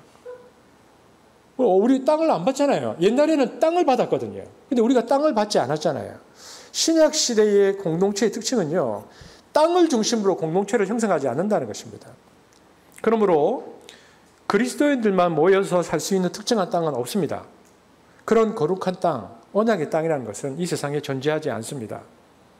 그럼에도 불구하고 특별한 마을이나 지역을 만들어서 공동체를 만들어 사는 사람들이 있습니다. 역사적으로 보면 그래서 그 땅에 특별한 규례를 만들고 사는 소종파 운동이 많았어요. 수도원 운동도 그랬고 우리가 잘 아는 메노나이트 공동체 운동도 역사 속에서 계속 많았는데, 그러나 그것은 엄격히 말하면 하나님 나라 백성들의 공동체 생활을 위해서 땅을 매개로 한 공동체를 사람들이 만든 것이지 하나님이 그리스도인들을 그렇게 개토 공동체로 세상과 분리되어 살도록 허락하거나 명령하지 않았다는 것입니다. 그러므로 신약 시대의 하나님 나라 백성 공동체는 땅을 주지 않았다는 것을 잘 생각해야 합니다. 이것이 도대체 무슨 의미일까? 이것은 하나님이 세상 속에 우리가 골고루 섞여 들어가서 살기를 원하시지, 세상과 분리된 특정한 지역에서 특정한 방식으로 분리되어 살기를 원치 않는다라는 것을 알 수 있습니다. 그러므로 레위기 25장은 땅 규례, 토지 규례인데 땅을 받지 못한 신약 공동체는 어떻게 그 규례를 적용할 것인가가 숙제가 되는 것입니다. 여러분, 그렇다면 구약의 희년을 우리가 어떻게 적용할 것인가? 제가 조금 전에도 말씀드렸지만 구약 시대에는 그 하나님 나라에 있는 성령 공동체가 민족이나 국가 형태로 나타났습니다. 땅을 중심으로 한 민족 국가 형태로 형성되었죠. 이게 이스라엘 민족이잖아요. 그러나 신약 시대에는 국가 형태로 나타나지 않았습니다. 땅도 없죠. 그러면 신약 시대에는 어떤 형태로 나타났습니까? 그것이 바로 교회입니다. 신약 시대는 민족도 넘어섰고 국가 형태도 넘어서서 에클레시아라고 하는 눈에 보이지 않는 공동체 형태인 교회로 나타났습니다. 그리고 그 교회에 땅도 안 줬어요. 그렇다면 이 교회라는 공동체 형태로 신약 시대에 이 하나님의 나라가 드러났다면 공동체 형태로 나타난 신약 시대의 하나님 나라 백성들은 이 레위기의 희년을 어떻게 적용해야 하는가? 역사적으로 보면요, 하나님께서 교회라는 것을 허락하시고 교회를 통해서 하나님 나라를 실현시키는 것이라고 생각하고 교회를 통해서 이 희년을 실현해 보려고 하는 큰 두 가지의 방법들이 있었습니다. 첫 번째는 뭐냐면 이것을 문자적으로 실제로 그대로 적용한 케이스가 있습니다. 뭐냐면 기독교 왕국이나 기독교 국가주의를 생각했던 사람들이 있습니다. 그래서 사는 국가나 어떤 지역을 아주 기독교 종파로 만들어버리자. 가끔 이런 일이 일어나는데요. 그러니까 땅은 국가가 소유하고 50년마다 원주인에게 토지개혁을 해서 무상으로 돌려주고 그렇게 하는 사회를 실제로 만들어야 한다고 생각하는 기독교 국가주의를 꿈꿨던 사람들이 역사 속에 있었습니다. 교회를 통해서 해보자. 여기에 가장 가까운 게 공산주의 체제죠. 지금도요. 중국은 전부 땅은 국가 소유입니다. 근데 국가가 사람들에게 임대해 주죠. 50년. 그러니까 50년 국가 공유제입니다. 많이 완화되어서 개인이 소유할 수도 있게 되었지만 아직도 상당히 많은 땅은 국가 소유입니다. 하지만 기독교 왕국이나 기독교 국가주의를 생각하고 그래서 공산주의 방식으로 이렇게 사람들에게 땅을 돌려주라고 했었던 이 운동은 너무나 이상적일 뿐만 아니라 너무나 폭력적인 방식입니다. 신년의 메시지는 지난주에 살펴보았지만 믿지 않는 일들은 실현하기 어려운 내용들이거든요.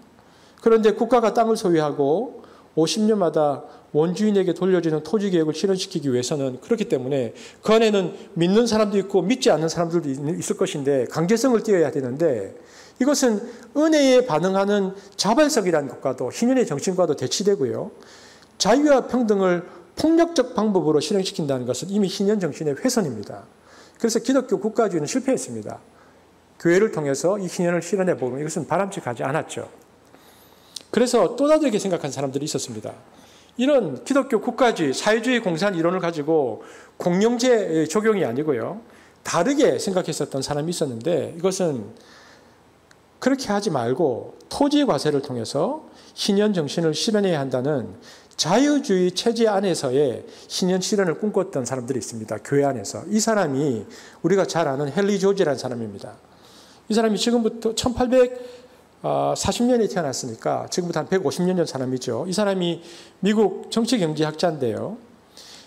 헨리는 아직도 중세시대를 거쳐서 아직도 기독교 이상국가에 대한, 그러니까 유럽의 천년의 기독교 국가 영향이 남아있을 때 그 끄트머리에 있었던 사람이거든요. 그러니까 이 사람도 기독교 이상국가에 대한 기대가 조금 있었어요. 그런데 이 사람은 기독교 국가주의를 통해서 신년을 실현하는 것이 아니고 다른 방법으로 이 문제를 풀려고 했습니다. 그래서 헨리 조지에게는 오랜 고민이 있었는데 세계 어느 나라든지 발전하면 할수록 가난한 사람들이 많아지는 아주 이상한 현상을 주목했습니다. 왜 그럴까? 그가 신실한 그리스도인이었기 때문에 계속 기도하고 연구하면서 마침내 그가 깨달은 것은 성경의 희년법대로 하면 그런데 이 문제를 극복할 수 있겠다고 그가 확신을 한 거죠. 그래서 현대 사회에서 어떻게 이 법을 실행할지라고 그가 고민하기 시작했습니다. 땅을 미국 사회였기 때문에 땅을 원주민에게 돌려주려면 미국 땅 전부를 인디언들에게 돌려줘야 되는데 이미 사적 소유를 제한하기는 힘들어졌거든요. 개척 초기에는 말뚝받으면 다 자기 거였잖아요, 미국이. 그러니까 그가 그렇게 할 수는 없고 생각해낸 방법이 땅을 많이 가진 사람들에게 세금을 많이 물리자. 땅에서 나는 지대 이익을 세금을 통해서 많이 받고 이것을 사회에 환원해서 돌려주자. 그래서 토지가 없는 사람들을 도와주고 살리는 것이 신년의 자유와 평등의 사상을 실천하는데 가장 적합한 것이다. 그래서 토지세를 걷어야 되겠다고 생각하고 그래서 토지 누진 과세를 그가 강조하기 시작했습니다. 그러니까 많이 소유한 사람은 땅을 많이 소유한 사람은 세금을 많이 내는 것으로 즉 토지 가치에 세금을 받는 방법을 생각해낸 거죠. 그래서 그는 이 방식으로 미국을 하나님 나라로 만들겠다는 결심으로 성경의 제도를 조세 제도로 만드는 방식을 택했습니다. 여기에 영향을 받는 사람이 정말 많아요. 우리가 아는 사람들 중에서는 톨스토이도 여기에 대한 영향을 받았고요. 그래서 이제 러시아가 살 수 있다고 그가 생각했습니다. 그리고 중국의 손문 같은 사람도 이 영향을 받았습니다. 우리나라도 있죠. 예수원의 그 토레이 신부, 대천덕 신부도 헨리 조지 이론에 따라서 신년 제도에 대한 영향력을 한국에서 굉장히 많이 행사했던 분입니다. 하지만 이 방식은 동조하는 사람이 정말 적습니다. 왜냐하면 이미 토지를 소유하고 있는 사람들이 이 제도를 받아들일 리가 없습니다. 사람들은 정치가 가장 중요하다고 말하지만 그건 겉만 보고 하는 말입니다. 정치를 움직이는 것은 자본과 돈입니다. 결국 이 제도를 국가적으로 실현시키려던 정부와 국가는요, 중산층마저 돌아서서 저항과 실패를 경험하고 그 정부와 국가가 무너집니다. 그래서 이 역시 너무나 이상적인 제도이기 때문에 그렇게 실현하려고 하다가 실패했습니다. 그래서 기독교 이상주의도 그리고 헨리 조지의 그 토지 제도도 교회 안에서 실현해 보고자 했지만 실패하고 말았습니다. 그렇다면 왜 이 신현 제도가 기독교 국가주의나 조세 제도로도 실현되지 않을까? 여러분, 하나님이 구약 시대에 준 이 규례는 특정한 가나안 땅이라는 곳에서만 실현될 수 있는 제도였습니다. 그것도 하나님을 다 믿는 사람들끼리만 할 수 있는 제도였죠. 그리고 그 안에서조차도 하나님에 대한 믿음이 없는 사람은 50년째 뿔나팔이 불어도요, 내가 왜? 그러면 끝입니다. 그러니까 희년 제도를 뭐 공영제든 과세든 제도로 접근하는 것은요 100% 실패합니다. 그렇다면 어떻게 해야 하는가? 이 희년 제도는 세상의 불신자들과 우리가 함께 살아가고 있기 때문에 세상의 불신자들과 함께 적용할 원리를 찾아내야 됩니다. 이 세상의 불신자들과 함께 적용할 경제 원리를 적용한다면 그것은 우리가 토지로 한정지을 수 없겠죠. 왜냐하면 구약과 예수님 당시에는 토지 경제 사회였잖아요. 하지만 사회의 모든 기관이 토지였으니까 공영제를 통해서 독점을 막을 수 있었는데 오늘날은 토지가 아니고 사회의 기반이 뭡니까? 금융입니다. 금융이 기반이죠. 그러므로 기독교 문자주의나 시스템이나 조직으로는 신현을 적용할 수 없습니다. 근데 신현의 사상을 그럼 어떻게 적용할 수 있을까? 우리는 이 적용을 가치 적용을 해야 됩니다.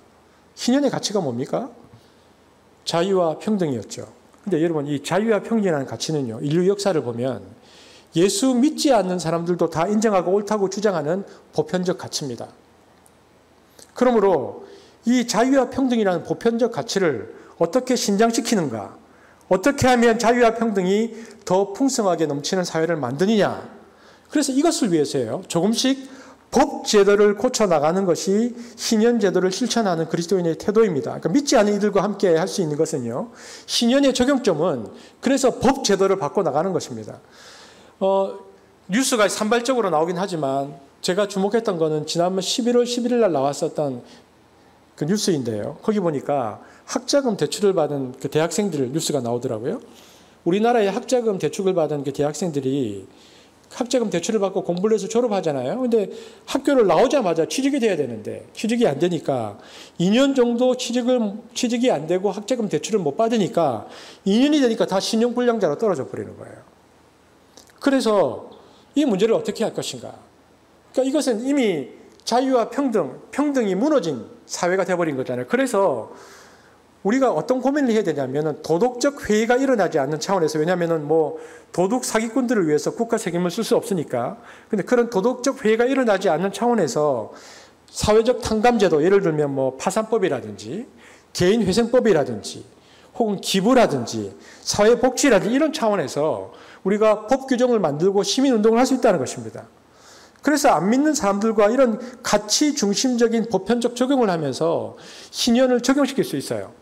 지금도 우리가 지금 국회에서 사람들이 첨예하게 대립하는 문제에 대해서 우리가 주목해야 하는 것은 하나의 법안을 만들어질 때 그 법안들이 자유와 평등을 이 땅 가운데 신현을 같이 적용시키는 데 굉장히 중요한 지점이거든요. 그래서 믿지 않는 자들과 함께 법 개정을 통해서 새로운 법을 세워가면서 신현 적용을 할 수 있죠. 그러나 원래 희년 사상은 안 믿는 세상을 향해서 준 제도가 아니고 원래는 뭡니까? 성령 받은 사람들의 공동체를 위해서 준 거잖아요. 그러니까 실제로는 이 희년을 선포하고 실현하는 책임은 먼저 어디에 있는가? 교회에 있습니다. 성령 공동체 안에 있는 것이죠. 그래서 예수님 안에서 성령 체험을 한, 성령 충만을 받아서 내 안에 이기심을 극복할 수 있는 내면의 정신적 힘이 생긴 공동체가 이 희년 규례를 먼저 적용하고 실천해야 됩니다. 그러면 교회는 이것을 어떻게 적용할 것인가? 사회적 나눔을 행하는 데 교회가 중심이 되는 것입니다. 교회가 사회적 나눔을 실현하는 것이죠. 신현의 정신을 실현시키기 위해서 믿지 않는 이들과는 법 개정을 통해서, 그리고 교회는 사회적 나눔을 통해서 신현을 실현시켜야 됩니다. 그래서 초대교회 이야기가 그래서 나오는 거예요. 초대교회도 성령이 임하니까 자기 물건에 대한 소유욕을 극복했습니다. 유무상통해서 가난한 자들에게 내 것이라 주장하고 나누어 썼다라고 기록하고 있죠. 여러분, 초대교회 성령으로 인해 예루살렘 교회에 성취된 이 희년의 성취를 어떤 사람들은 이것이 원시 공산주의 사회다라고 말하는 사람들이 있는데 이거 잘못된 겁니다. 공산주의는 원래 생산수단을 공유하는 거잖아요.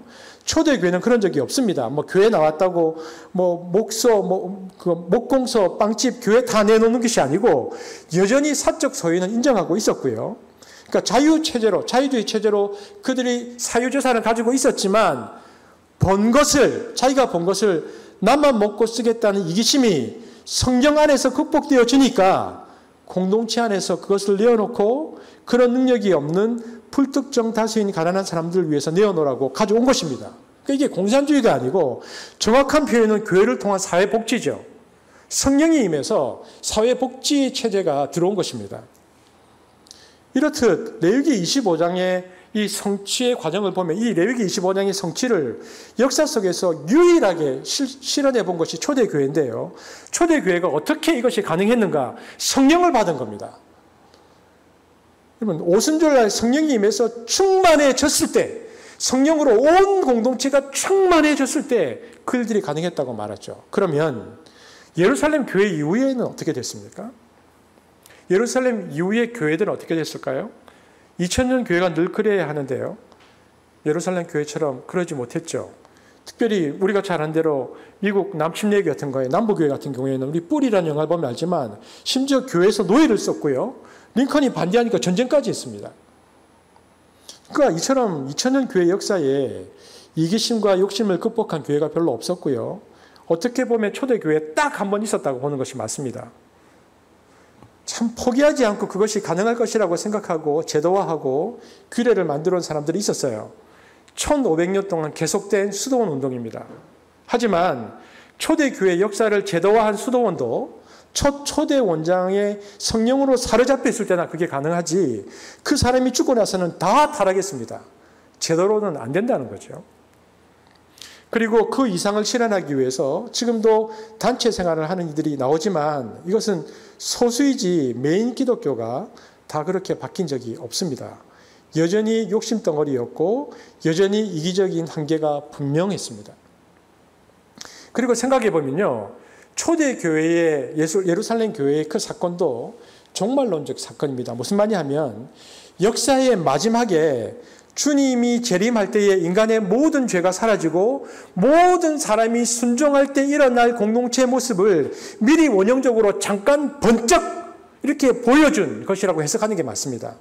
그리고 그쪽으로 나가는 거다. 너희들 이쪽 방향으로 나가야 된다는 것을 가르치는 한번 살짝 보여주는 지표적 사건이지 그것이 예루살렘 교회 안에서도 실현되지 못했습니다.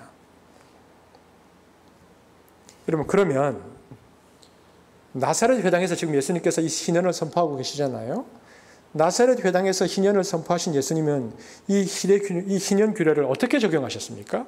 우리가 사복음서를 보면 예수님은 조금까지 우리가 살펴보았던 것처럼요. 경제, 사회 혹은 공동체 정치적으로 적용하지 않았습니다. 예수님은 이 희년 규례를 영성적으로 적용하셨습니다. 그게 어디에 나오느냐? 대표적인 것이 마태복음 6장 9절에서 13절에 나오는 주기도문입니다. 주기도문의 특징이 뭐냐면요. 개인 기도문이 아니라는 것입니다. 그러니까 주어가 모두 뭡니까? 우리입니다.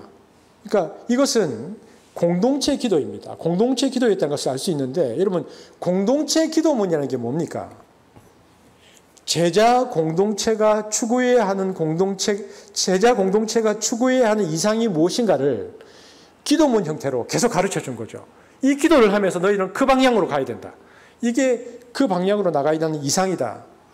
여러분, 그 AD 1세기 당시 그 유대 팔레스틴 상황은요, 랍비들이 제자들이 이끌고 다니는 랍비 공동체가 많았습니다. 그런데 이 랍비 공동체마다 제각기 추구하는 가치나 영성 등 추구하는 바가 있었는데 그것을 어떻게 그 내부에서 재생산시켰는가? 공동기도문으로 같이 공동기도문을 외우면서 자기의 가치들을 재생산시켰죠. 이전에는 대한민국 교육 공동체가 추구해야 할 가치를 뭐로 했습니까? 여러분 혹시 아시는 분? 국민교육헌장 다 외웠지 않습니까? 그것처럼 제자들이 이루어야 할 공동체가 무엇인가를 공동체 기도문으로 일깨워줬는데 예수님 당시 1세기는 수많은 기도문들이 있었고요. 그 기도문들이 지금도 발견됩니다. 쿰란 공동체 기도문 같은 것들이 지금도 나와요. 세례 요한도 자기 제자들에게 함께 기도해야 하는 기도문을 가르쳐 주었죠. 근데 세례 요한이 그렇게 가르쳐 주고 난 다음에 투옥되고 나중에 헤롯에 의해서 참수당하는데, 그런데 요한의 제자 중 일부가 예수님 제자가 되거든요. 그러니까 예수님의 제자가 된 이들이 누가복음 11장 1절에 이렇게 말하죠. 한번 읽어볼까요? 시작. 요한이 자기 제자들에게 기도를 가르친 것 같이 우리에게도 가르쳐 주옵소서, 이렇게 얘기했습니다. 이렇게 요청하자 주님께서 가르쳐 주신 것이 주기도문입니다. 그래서 주님이 기도를 가르쳐 달라고? 여러분 보십시오. 예수님은 이 땅 가운데 하나님 나라의 이상인 실현을 실현시키기 위해서 오셨고요. 그래서 기도문을 주실 때는 개인 기도가 아니고 공동체가 추구해야 할 기도문 안에 그 희년의 사상을 넣어서 가르쳐 주셨다는 것입니다. 그래서 그 기도의 내용들을 보면 하나님 나라의 기도입니다. 누가복음 11장 2절 한번 같이 읽어볼까요? 시작. 이름이 거룩히 여김을 받으시오며 나라가 임하시오며 하나님의 통치를 구하라는 기도를 하라는 것입니다. 너희들이 모일 때마다. 그리고 그 하나님 나라를 추구해야 할 공동체가 구현해야 하는 것은 무엇인가? 구체적으로 3절에 뭐라고 되어 있습니까? 시작. 우리에게 날마다 일용할 양식을 주시옵소서라고 기도하라. 여러분, 우리 공동체에 일용할 양식을 주옵소서. 우리가 여기서 알아야 될 것은 일용할, 에피우지우스라는 이 양식이라는 단어는요, 대표적으로 성경을 잘못 번역한 얘기죠. 원문은 뭡니까? 원문의 뜻은 내일의 양식입니다.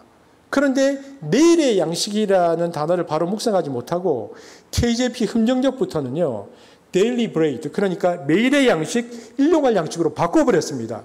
번역한 사람들이 왜 바꿨을까요? 예수와 예수를 따른 제자들 공동체는 오늘 하루하루도 겨우 살아가는 극빈 공동체였기 때문에 내일의 양식보다는 매일매일 먹을 양식을 구했을 것이다. 그들이 그렇게 생각한 거죠. 그래서 어떤 사람들은 이 기도문은 아침 기도문이 아니고 저녁 기도문이었을 거라고 이해합니다. 특별히 잠자리에 들기 전에 하도 배가 고프고 하루 종일 굶고 잠을 자려고 하니까 내일도 너무 염려가 되어서 마지막 잠자리에 들기 전에 내일은 떡 한 덩이 주실 거죠? 믿습니다. 이렇게 했을 저녁 기도라는 겁니다. 예수님이 제자들에게 내일 그렇게 배가 고플 거니까 떡 한 덩이 받으라고 그런 기도를 할 거라고 가르쳐 주실까요? 이것은 성경에 대한 큰 오해이죠. 그렇다면 내일의 양식을 달라는 기도는 어떤 뜻입니까? 여러분, 제가 질문해 보겠습니다. 이스라엘 역사에 있어서 내일의 양식을 하나님께서 미리 준 적이 있습니다. 언제입니까? 광야에서 40년 동안 이스라엘을 인도하면서 만나를 주실 때입니다. 안식일 전날은 2배를 주셨죠. 이것이 뭡니까? 내일의 양식입니다. 그리고 가나안 땅에 들어가서는 어떻게 했습니까? 안식년을 7년째 지킬 때에 6년째, 2년째 양식을 주셨죠. 내일의 양식입니다. 희년을 주실 때는 몇 년치 양식을 약속하셨죠? 3년치 내일의 양식입니다. 그러면 제자들이 주님 우리들에게 내일의 양식을 주시옵소서라고 기도하라고 가르쳐 줬다면 무슨 결단이 그 안에 전제되어 있습니까? 우리가 안식일을 지키겠습니다. 우리가 안식년을 지키겠습니다. 우리가 희년을 지키겠습니다. 그러니 약속대로 내일의 양식을 주십시오. 그러므로 이것은 예수님의 제자 공동체가 희년에 대한 서원이 들어있다는 것을 알아야 합니다. 예수님은 그것을 기도하라고 한 것이죠. 우리 공동체는 희년을 지키겠습니다. 이것이 이미 내일의 양식이라는 단어 안에 들어있는 것입니다. 그 다음 본문도 똑같아요. 마태복음 6장 12절 읽어볼까요? 시작. 우리가 우리에게 죄 지은 자를 사하여 준 것 같이 우리 죄를 사하여 주시옵고.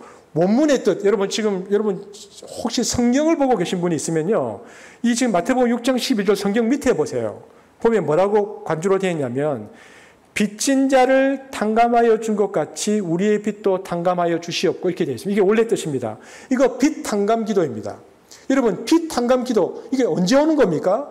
희년에 오는 겁니다. 50년째. 이 말은 제가 주님의 은혜로 죄 탕감을 받았습니다.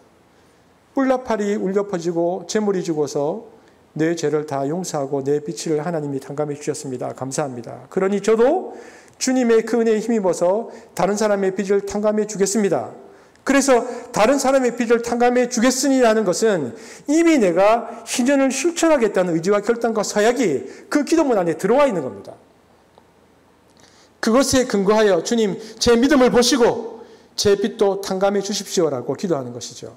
이처럼 주님은 끊임없이 주기도문에서 내일의 양식과 빛 한 감이라는 기도 제목을 주므로 제자들이 무엇을 추구해야 할 공동체인가? 너희들은 희년을 추구해야 된다.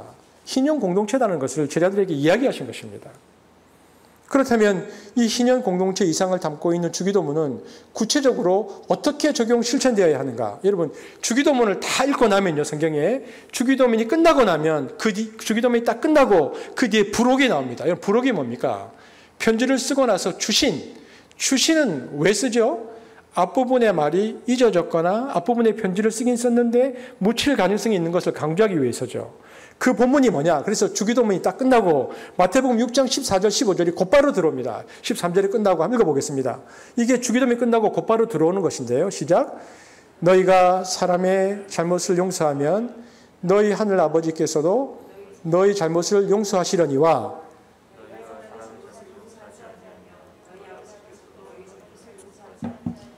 이것은 뭐냐면 주기도문을 가르쳐 주시고 나서 중심 적용을 한 겁니다. 주기도문을 쭉 가르쳐 주신 다음에 중심 적용을 하는데 중심 적용은 어떻게 했냐? 용서다. 그러니까 신형규례는 신약시대에 성령 받은 공동체인 저와 여러분에게 토지제도나 경제체제로 다가온 게 아니고 추구해야 할 가치로 왔는데 그 가치가 자유와 평등인데 그 가치를 추구하는 공동체가 성령 받아서 제일 먼저 실행해야 할 것이 무엇인가? 이게 영성적 적용인데 그것이 바로 용서다라고 예수님께서 적용시키셨습니다. 이렇게 하는 것이다. 그러니까 용서가 신년의 가장 중요한 실천이라는 것입니다. 죄를 용서하는 공동체가 되어라. 예수님은 신년의 가치를 먼저 그래서 용서로 적용시키셨죠. 근데 우리가 성경에 나와 있는 수많은 용서의 규례를 보는데요. 여러분, 용서하기라는 게 쉽지 않습니다. 용납도 어려운데. 여러분, 용납은 뭡니까? 다른 거죠. 틀린 게 아닙니다. 그러나 사실 이것도 받아들이기가 쉽지 않아요. 부부 사이에 다른 걸 받아들이는 것도 뭐 평생 걸리는데 죽을 때까지 용납하지 못하는 것도 부지기수인데 용서는 다른 게 아니고 틀린 겁니다. 근데 이것을 용서해야 하는데 그나마 잘못을 인정하고 후회하면 용서해 줄 수 있어요. 그런데 잘못을 끝까지 인정 안 하고 죽는 사람을 용서한다는 거 이거 너무 어렵거든요. 그래서 용서를 할 때 이런 얘기가 있습니다. 잘못한 사람을 용서하는 것은 인간적이다. 잘못을 인정하는데도 용서 안 하는 것은 마귀적이다. 잘못을 인정 안 하는데도 용서하는 것은 신적이다. 주님이 우리에게 그걸 요구하신 겁니다. 그래서 십자가에서 본을 보이시면서 아버지, 자신들이 하는 일이 무엇인지 모릅니다. 저들을 용서해 주십시오. 죄를 계속 짓고 죄를 인정 안 하고 있는데도 죄 선포를 미리 해버리셨어요. 그리고는 우리에게 그것을 실현하라. 근데 용서의 능력이 이토록 절실하고 중요한데 우리의 용서의 능력은 너무나 보잘것없거든요. 이 일이 일어나야 희년이 성취되는데 사실상 이것이 불가능하잖아요. 그래서 우리는 성령의 도우심을 구해야 하는 것입니다. 그래서 우리 가정이 하나님 나라가 되기를 원한다면, 우리 교회가 하나님 나라가 되기를 원한다면 그 속에서 우리가 일부러든 모르고든 저지른 잘못에 대해서 용서를 구하고 용서하는 일들이 일상적으로 일어나야 됩니다. 가정에서 배우자 사이에도 용서를 빌고 용서를 구해야 하고요. 부모 자식 간에도 용서를 빌고 용서를 구해야 하고요. 형제 자매 사이에도 용서를 구하고 용서를 구해야 하는데 용서의 이러한 삶이 우리 속에 유지되고 발전지어져 갈 때 우리는 하나님의 이 평화를 증진시키는 사람들이 되거든요. 그리고 이런 그리스도인의 공동체는 깨지고 갈라진 우리 사회를 회복시키는 공동체로 점점 나아갈 수 있다는 겁니다. 그러기 위해서 우리는 간절히 성령의 도우심을 구해야 하죠. 이처럼 초대교회는 개인적인 신년 실천을 무엇으로 했는가? 용서로 했습니다. 그렇다면 공동체는 이 실천을 어떻게 실현시켰는가? 공동체는요, 물질적인 것으로 실현시켰습니다. 그게 뭐냐? 그게 연보입니다. 연보는 사회적 평등성을 교회 안에서 만들어가는 데 중요한 하나님의 도구였습니다. 사도 바울이 이것을 이렇게 우리에게 말하고 있습니다. 고린도후서 8장 12절에서 15절 함께 읽겠습니다. 자, 같이 한번 읽어보겠습니다. 공동체를, 그러니까 초대교회는 신년의 규례를 교회 안에서 이렇게 실현시켰는데, 시작. 할 마음만 있으면 있는 대로 받으실 터요 없는 것은 받지 아니하시리라. 공고하게 하려는 것이 아니요 균등하게 하려 함이니 이제 너희의 넉넉한 것으로 그들의 부족한 것을 보충함은 후에 그들의 넉넉한 것으로 너희의 부족한 것을 보충하여 균등하게 하려 함이라. 기록된 것 같이 많이 거둔 자도 남지 아니하였고 적게 거둔 자도 모자라지 아니하였느니라. 뭡니까? 사도 바울은 교회 공동체에게 교회가 추구해야 할 가치는 균등이다. 이게 무엇입니까? 이게 평등이라는 겁니다.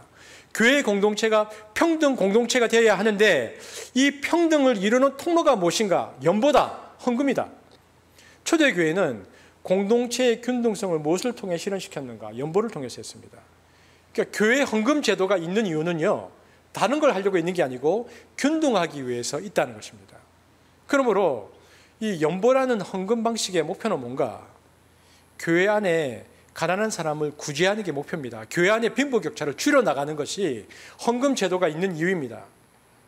그러니까 많이 있는 사람이 성령을 받아서 자기 부인을 위해서 자발성이 생기면, 그러니까 여기선 자발성이 중요합니다. 강조를 하면 공산주의고, 자발성이 근거해서 자유함을 가지고 균등이라는 가치를 동의해서 그것을 위해서 자기가 가진 것을 내어놓는 것, 이게 연보인데, 그것을 가지고 교회는 교회에 가난한 자들, 환난받는 자들, 큰 돈 들게 된 사람들, 심각한 질병이 왔는데 뭐 보험을 안 들어서 어려워하는 사람들을 그것으로 평등하게 균등하게 만드는 것입니다. 그리고 그것뿐만 아니라 그 헌금을 가지고 교회 바깥의 지역에 관계 있는 사람들 중에서도 어려운 사람들을 교회가 도와서 균등하게 만드는 노력들을 하는 것이죠. 그러므로 교회 헌금이라는 것은 교회 운영을 위해서는 최소한 쓰고 나머지는 되도록이면 선교적 사역이나 가난한 문제나 복음의 문제를 전파하고 나누는 데 최대한 써서 너희를 통해서 균등하게 하려 함이니라는 이것이 실현되어지면 교회가 이 세상에 대한공동체, 하나님께서 이스라엘을 가나안 땅에 들여보내서 원래 하려고 했었던 대한공동체 역할을 교회가 할 수 있게 되어지는 것입니다. 그러므로 헌금이라는 것이 가지고 있는 의미를 알고 동참하면 우리가 매주일 헌금할 때마다 의미가 달라지죠. 그러므로 신약 시대를 살아가는 우리가 이 자유와 평등이라는 희년의 가치를 어떻게 적용할 것인가? 개인적으로는 어떻게 하는 거다? 용서하는 사람이 되는 것이고요. 그래서 용서를 통해서 사람과 사람 사이의 억압과 분노를 끊임없이 해방시켜 주어서 그 사람을 자유인으로 살 수 있도록 공동체적으로는 뭘 하죠? 연보를 통해서 교회 안과 밖에 가난한 사람들을 돕는 것, 이것이 하나님께서 원하시는 희년 공동체의 실현이었습니다. 말씀을 맺으면서요, 자유와 평등의 가치를 용서와 균등의 그런 용서와 균등으로 적용 실천하는 한습이 되기를 바랍니다. 그리고 믿지 않는 이들과 법과 제도의 변화를 통해서 자유와 평등의 가치를 실현시키기 위해서 노력하고 교회가 사회적 나눔의 중심이 되도록 끊임없이 힘써야 하는 것입니다. 그래서 끊임없이 교회는 희년의 가치를 실현하기 위해서 고민하고 노력하고 죄성인 인간의 이기심을 극복하기 위해서 매번 성령의 임하심, 기름 부으심을 구해야 되는 것입니다. 그렇게 성령의 기름 부으심을 통해서 이 시대에 자유와 평등의 가치를 실현시키는 한숙교회가 되어지기를 주님의 이름으로 축복합니다. 기도하시겠습니다. 사랑의 주님, 감사합니다. 우리는 지난주에 이어서 이번 주에는 이 희년의 가치를 어떻게 적용시킬 것인가를 2000년 역사와 그리고 예수님께서 말씀하셨던 초대교회와 또 이 시대를 통하여 돌아보았습니다. 하나님, 한숲을 축복하여 주시고 한숲이 희년의 가치를 위해서 매번 고민하고 노력하게 하시고 또한 죄성의 인간의 이기심을 극복하기 위해서 매번 성령의 임하심과 기름 부으심을 구하게 하시며 그래서 용서와 균등의 공동체가 될 수 있도록 우리를 사용하여 주옵소서. 감사를 드리며 예수님 이름으로 기도합니다. 아멘. 김태형 목사님 나오시겠습니다.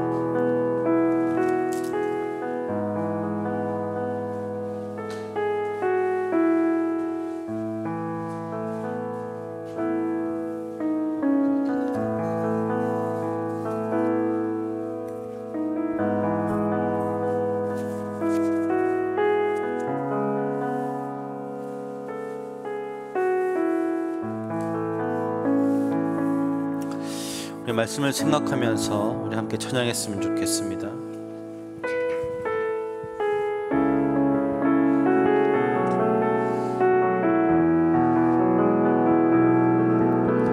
내게로부터 눈을 들어 주를 보기 시작할 때 주의 일을 보겠네.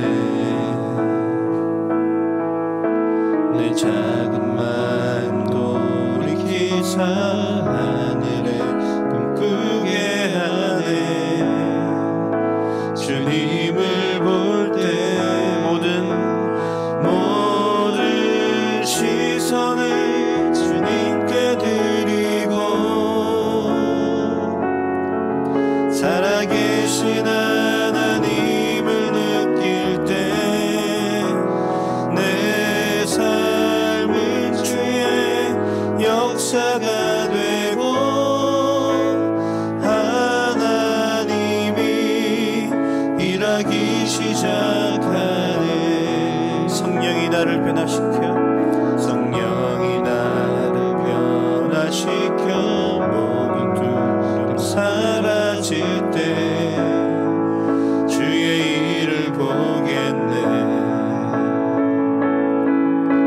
황폐한 땅 가운데서 주님만 말게 되리. 주님을 볼 때 모든 시선을 주님께 드리고 전능하신 하나님을 느낄 때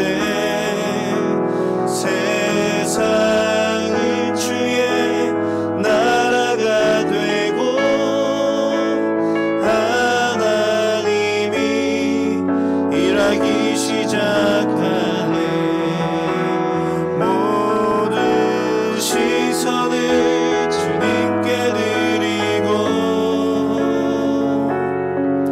살아계신 하나님을 느낄 때 내 삶은 주의 역사가 되고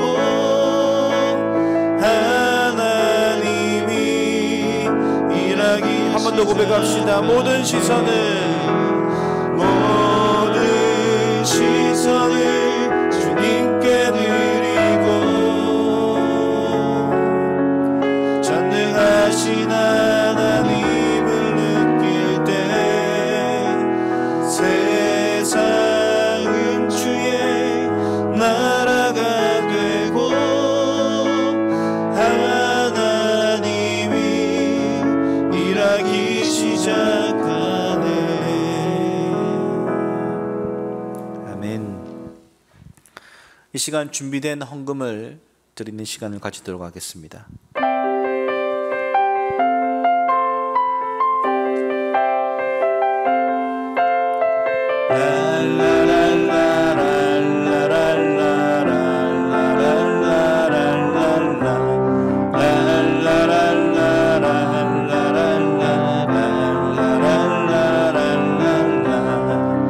내게 있는 모든 것을 아낌없이 드리네. 세상 모든 것 다 변해도 변하지 않는 주의 사랑, 주의 크신 은혜 우리에게 주시고 저희로 날마다 찬송하게 하소서. 주께 드리네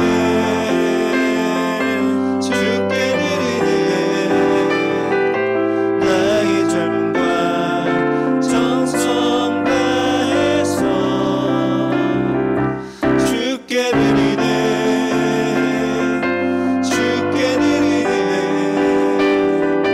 나의 젊음과 정성 다해서 주께 드리네 나의 젊음과 정성 다해서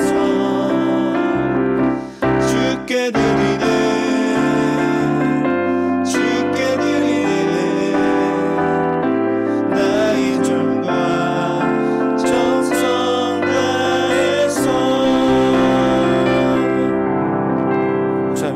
이어서 봉헌 기도해 주시고 축도해 주심으로 예배를 마치겠습니다.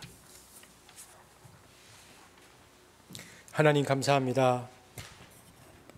오늘도 우리가 하나님께 예배하게 하심으로 영광을 올려드립니다. 한 주간 동안에 우리의 삶 속에 역사하실 주님을 기억하며 또한 주께서 우리의 삶의 주인이심을 고백하기 위하여 하나님께 물질로 봉헌합니다. 오늘도 이 손길 위에 축복하여 주시기를 원합니다. 이것은 단순한 물질이 아니라 주를 향한 우리의 삶임을 고백하며 우리의 믿음임을 고백합니다. 주님, 개인과 가정과 직장과 사업터 위에 주의 채우심의 필요를 구합니다. 만나와 매출하기로 이스라엘을 이끄셨듯이 우리의 삶 속에 주의 필요가 있기를 원하며 또한 우리에게 자족할 수 있는 마음 허락하시기를 원합니다. 또한 하나님께서 우리에게 주셨던 이 헌금을 오늘 말씀처럼 균등한 곳에 그리고 나누는 곳에 쓸 수 있도록 허락하여 주시고 우리에게 무엇을 주시든 간에 하나님 나라의 통로로 이 물질을 흘려보내는 한 습이 될 수 있도록 우리를 사용하여 주옵소서. 우리 자녀들과 우리 지체들을 또 가족들을 축복하겠습니다. 지금은 우리 주 예수 그리스도의 은혜와 하나님의 사랑과 성령의 교통하심이 이 땅 가운데 주께서 실현하기를 원하셨던 그 하나님 나라를 실현하기를 원하는 이 공동체 위에 지금부터 영원토록 함께 계실지어다. 아멘.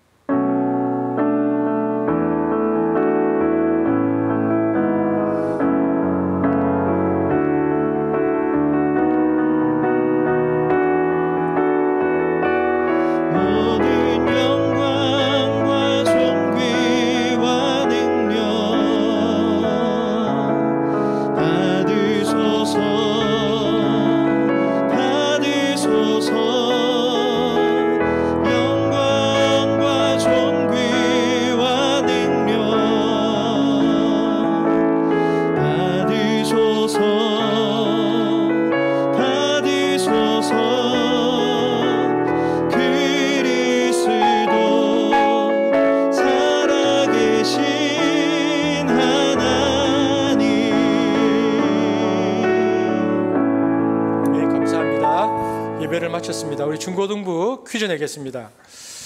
자유와 평등의 가치가 역사적으로 실현되지 못한 이유는 무엇이었을까요? 어렵습니까?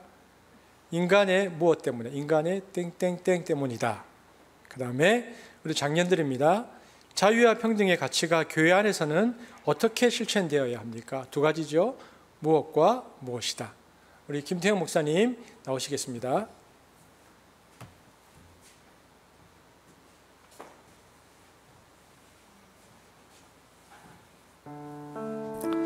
네, 이 시간은 그 한 줄 말씀 쓰기 시간인데요. 지난주에 이제 밴드에 보시면 삶의 모든 순간, 모든 장소에서 희년 공동체로 삶을 실천하며 살아가겠습니다 라고 최근하 집사님께서 한 줄 말씀을 써주셨는데요.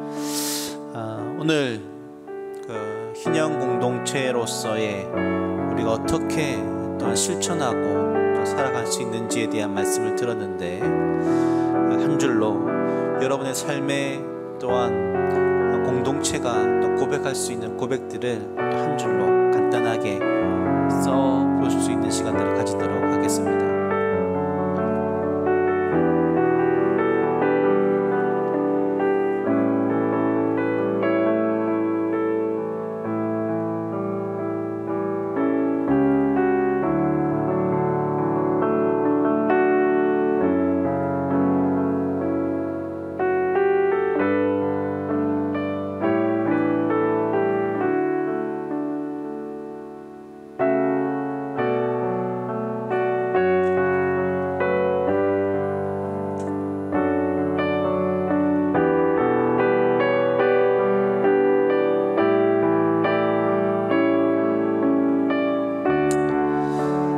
그러면 이제 광고를 짧게 드리도록 하겠습니다. 첫 번째는 한숲교회는 사회적 거리두기 단계 2.5 단계에서는 저희들이 모이지 않기로 했습니다. 그래서 사회적 거리두기 단계가 2단계로 낮춰졌을 때 그때부터 어떤 현장의 토별로 순서대로 또 저희들이 제가 한숲지기들을 통해 또 공지를 할 테니까요. 그때 함께 또 모여서 저희들이 예배 드릴 수 있었으면 예배 드리도록 하겠습니다. 여러분 꼭 그거 기억하시고요. 그리고 이번 주에는 그 함순미 자매의 제가 감사 그 이야기를 할 때도 말씀을 드렸던 것처럼 12월 9일 수요일 날 출산을 하였습니다. 여러분 많이 축하해 주시고, 특별히 그 전 이제 한숲 교회 기도 중보기도 밴드에 보시면 그 순미자매의 기도문이 있는데요. 그 기도문과 사진 그리고 우리 터기들의 축하 영상들을 제가 짧게 만들어서 순미 집사님께 전달해 드렸고, 또 그 영상은 터기들과 공유를 하였습니다. 작은 이제 베이비 샤워 같은 것이었죠. 여러분 많이 축하해 주시고, 또 그리고 이제 광고가 다 끝나면 선교사님의 영상이 나올 것입니다. 이제 다음 주면 선교사님의 영상이 이제 마무리가 되는데요. 여러분 꼭 선교사님의 영상을 끝까지 보시고 기도해 주시고, 그리고 다음 주가 다 되었을 때에 그동안의 선교사님들의 영상 중 또 여러분이 기억에 남는, 그리고 또한 이 선교사님은 꼭 후원해야 되겠다는 것을 생각하시고 또 2021년도 선교 작정을 할 수 있는 시간들이 되었으면 좋겠습니다. 네, 수고하셨습니다. 예배 마쳤습니다. 요즘은 어떻게 지내셨는지 간단하게 한번 이야기를 좀 해주시면. 제가 이번에 예상치 않았는데 갑자기 앞니가 완전히 다 빠지게 돼서 사역을 도저히 불가능해서 우리 현지 사역자들도 그렇고 목사님 다녀오시라고 해서 코로나 상황에 들어올 상황은 아니었는데 들어오게 됐습니다. 들어오게 되다 보니까 다시 돌아가기 쉽지 않아 가지고 지금 건 5개월이 되어가고 이제 다음 주 이제 출국하게 되었습니다. 저는 이번에 들어와서 특별히 가족적으로 많이 돌보는 시간들이 부족했었는데 가족들하고 보내는 시간들이 좀 많았던 것 같습니다. 특별히 저희들을 보내놓고 늘 첫 출발부터 눈물로 우리를 보내주셨던 장모님께서 거의 80이 되시는데 갑자기 뇌에 문제가 생겨서 꽈리 수술을 하게 되었습니다. 큰 대수술을 하는 과정에 저희들이 섬길 수 있어서 감사했고, 여러 가지 건강이 어려우신 장모님을 좀 곁에서 섬길 수 있었고, 특별히 이제 자녀들과 또 시간들을, 특별히 작은 우리 신은이하고 수업을 또 현장에서 안 하니까 네, 그렇죠. 그렇게 보내는 시간들. 지금 하고 있는 아프리카에서의 사역들을 간단하게만 좀 이야기를 한번 해주시죠. 네, 저는 크게 얘기 나누면 포르투갈에서 3년 반 있으면서 3년을 마약 복용하는 사람들을 대상으로 전도 사역을 한 3년을 했고, 기니비사우를 가려고 포를 준비하려고 포르투갈에 있다가 앙골라가 내전을 61년도부터 근 40년 전쟁을 하던 나라에 이제 전쟁이 거치게 되었습니다. 그래서 더 열악한 곳으로, 또 한국인 선교사들은 거기 아무도 없고, 그래서 이제 저희들이 하나님 그곳으로 부르신 줄 알고 직장을 구해서 평신도로 들어갔죠. 직장 생활을 하면서 1년밖에 직장 생활을 안 했습니다. 그래서 교회를 개척하게 됐고, 교회 개척하는 중간에 우리 고신 총회 파송으로 목사 안수를 받고, 그렇게 해서 이제 그곳에 14년 사역을 하고 세운 제자들에게 사역을 이양을 하고, 그래서 그곳에는 교회가 13개와 학교 2개, 초중고등학교까지, 그리고 이제 앙골라의 제자들을 데리고 우리는 아프리카인들을 통한 아프리카 선교의 비전을 하는 주체이기 때문에 우리가 선교하는 교회다. 한 가정을 모잠비크로 같은 포건에 파송을 했죠. 그리고 파송을 한 가정을 하고 제자 가정을 돌아보다가 제대로 선교를 하려면 한 가정 보내가지고는 안 되겠다. 팀으로 우리가 가자.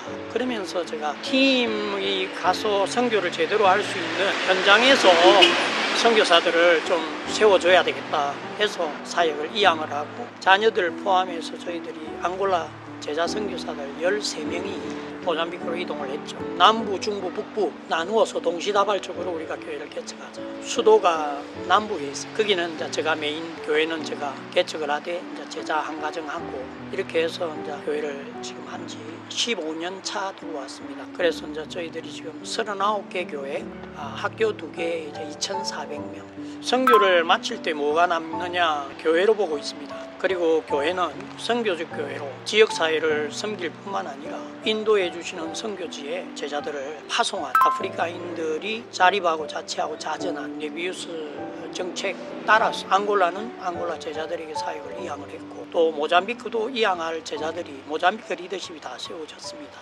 저희들이 특별히 11년간 가정교회를 했습니다. 그래도 건강한 교회 목회가 우리가 이루어지고 있다 생각하고 타교단 목회자들을 모델형된 저희들 교회를 소개를 해서 저희 교회를 보고 배워나가 특별히 저희들은 가정교회에 전파하는 그런 사역을 중심으로 지금 진행되고 있습니다. 앞으로 어떤 사역들을 좀 하실 건지 네. 기도 제목을 간단하게 좀 이야기해 주시면. 예. 이제 저희들이 앙골라에서 14년, 모잠비크에 이제 15년 차 들어왔고 이제 남은 은퇴까지 한 12년 그런 큰 걸음을 어떻게 해야 될까 지금까지 해온 대로 계속 해 나가면 되겠다는 것이 건강한 교회 개척입니다. 그 교회는 선교적 교회로 그렇게 해서 저희들이 보니까 앙골라도 그렇고 모잠비크도 복음을 전하기에 전혀 장애가 없는 그래서 저희들은 이제 이슬람에 우리들이 새로운 우리 리더십들이 이제 선교하는 그런 교회가 돼야 되겠다 이렇게 해서 앙골라와 모잠비크 두 나라가 연합해서 제가 가려고 했던 기니비사오에 그곳에 한 두 가정을 저희들이 파송할 계획에 있고 마다가스카르와 모잠비크 사이에 있는 코모로 이슬람 공화국이 있습니다. 한 가정이 저희들이 지금 코모로 선교를 위하여서 네토 전도사가 선임이 되어 있습니다. 그래서 저는 이제 교회 개척을 이렇게 쭉 해왔기 때문에 기니비사오와 코모로 선교를 위한 마다가스카르 선교 사역에 제가 좀 해야 할 역할이 앞으로 기도해 주실 것은 앙골라 교회가 이제 가정교회로 많이 세워지지 못했습니다. 교회로 잘 세워져서 자기들도 타교단의 전파 사역도 잘해주면 좋겠고 여전히 모잠비크는 성장하는 교회를 제가 최고로 목표를 합니다. 저희들이 지금 1000명 정도 출석하면 저는 참 건강한 목회 리더십 그렇게 올리기가 쉽지 않을 것 같습니다. 또 개척된 우리 지교회들이 많습니다. 39개 교회가 있는데 성장하는 교회가 되면 좋겠어요. 계속 성장해서 그래서 앙골라 모잠비크 두 교회가 연합해서 정말 이슬람 나라에 쓰임받는 선교사들을 파송하고 그곳에서 성장하는 교회들을 해 나가는 그런 부분이 최고 큰 기도 제목이고 이 일들을 감당할 수 있게끔 저희들이 건강과 모든 여건 리더십들과 이 일들이 잘 되고 저희들이 이제 뭐 정서적으로나 여러 건강적으로나 또 영적으로 마찬가지죠. 잘 준비가 돼서 이 큰 사역을 할 수 있으면 좋겠고 또 자녀들이 나름대로 저희들의 소원은 대를 이어서 선교를 현장에서 아프리카 선교에서 해주면 좋겠는데 하나님 불러주셔야 되겠지만 자녀들이 바르게 올곧게 신앙 안에서 잘 세워져서 계속해서 선교가 진행되면 좋겠습니다.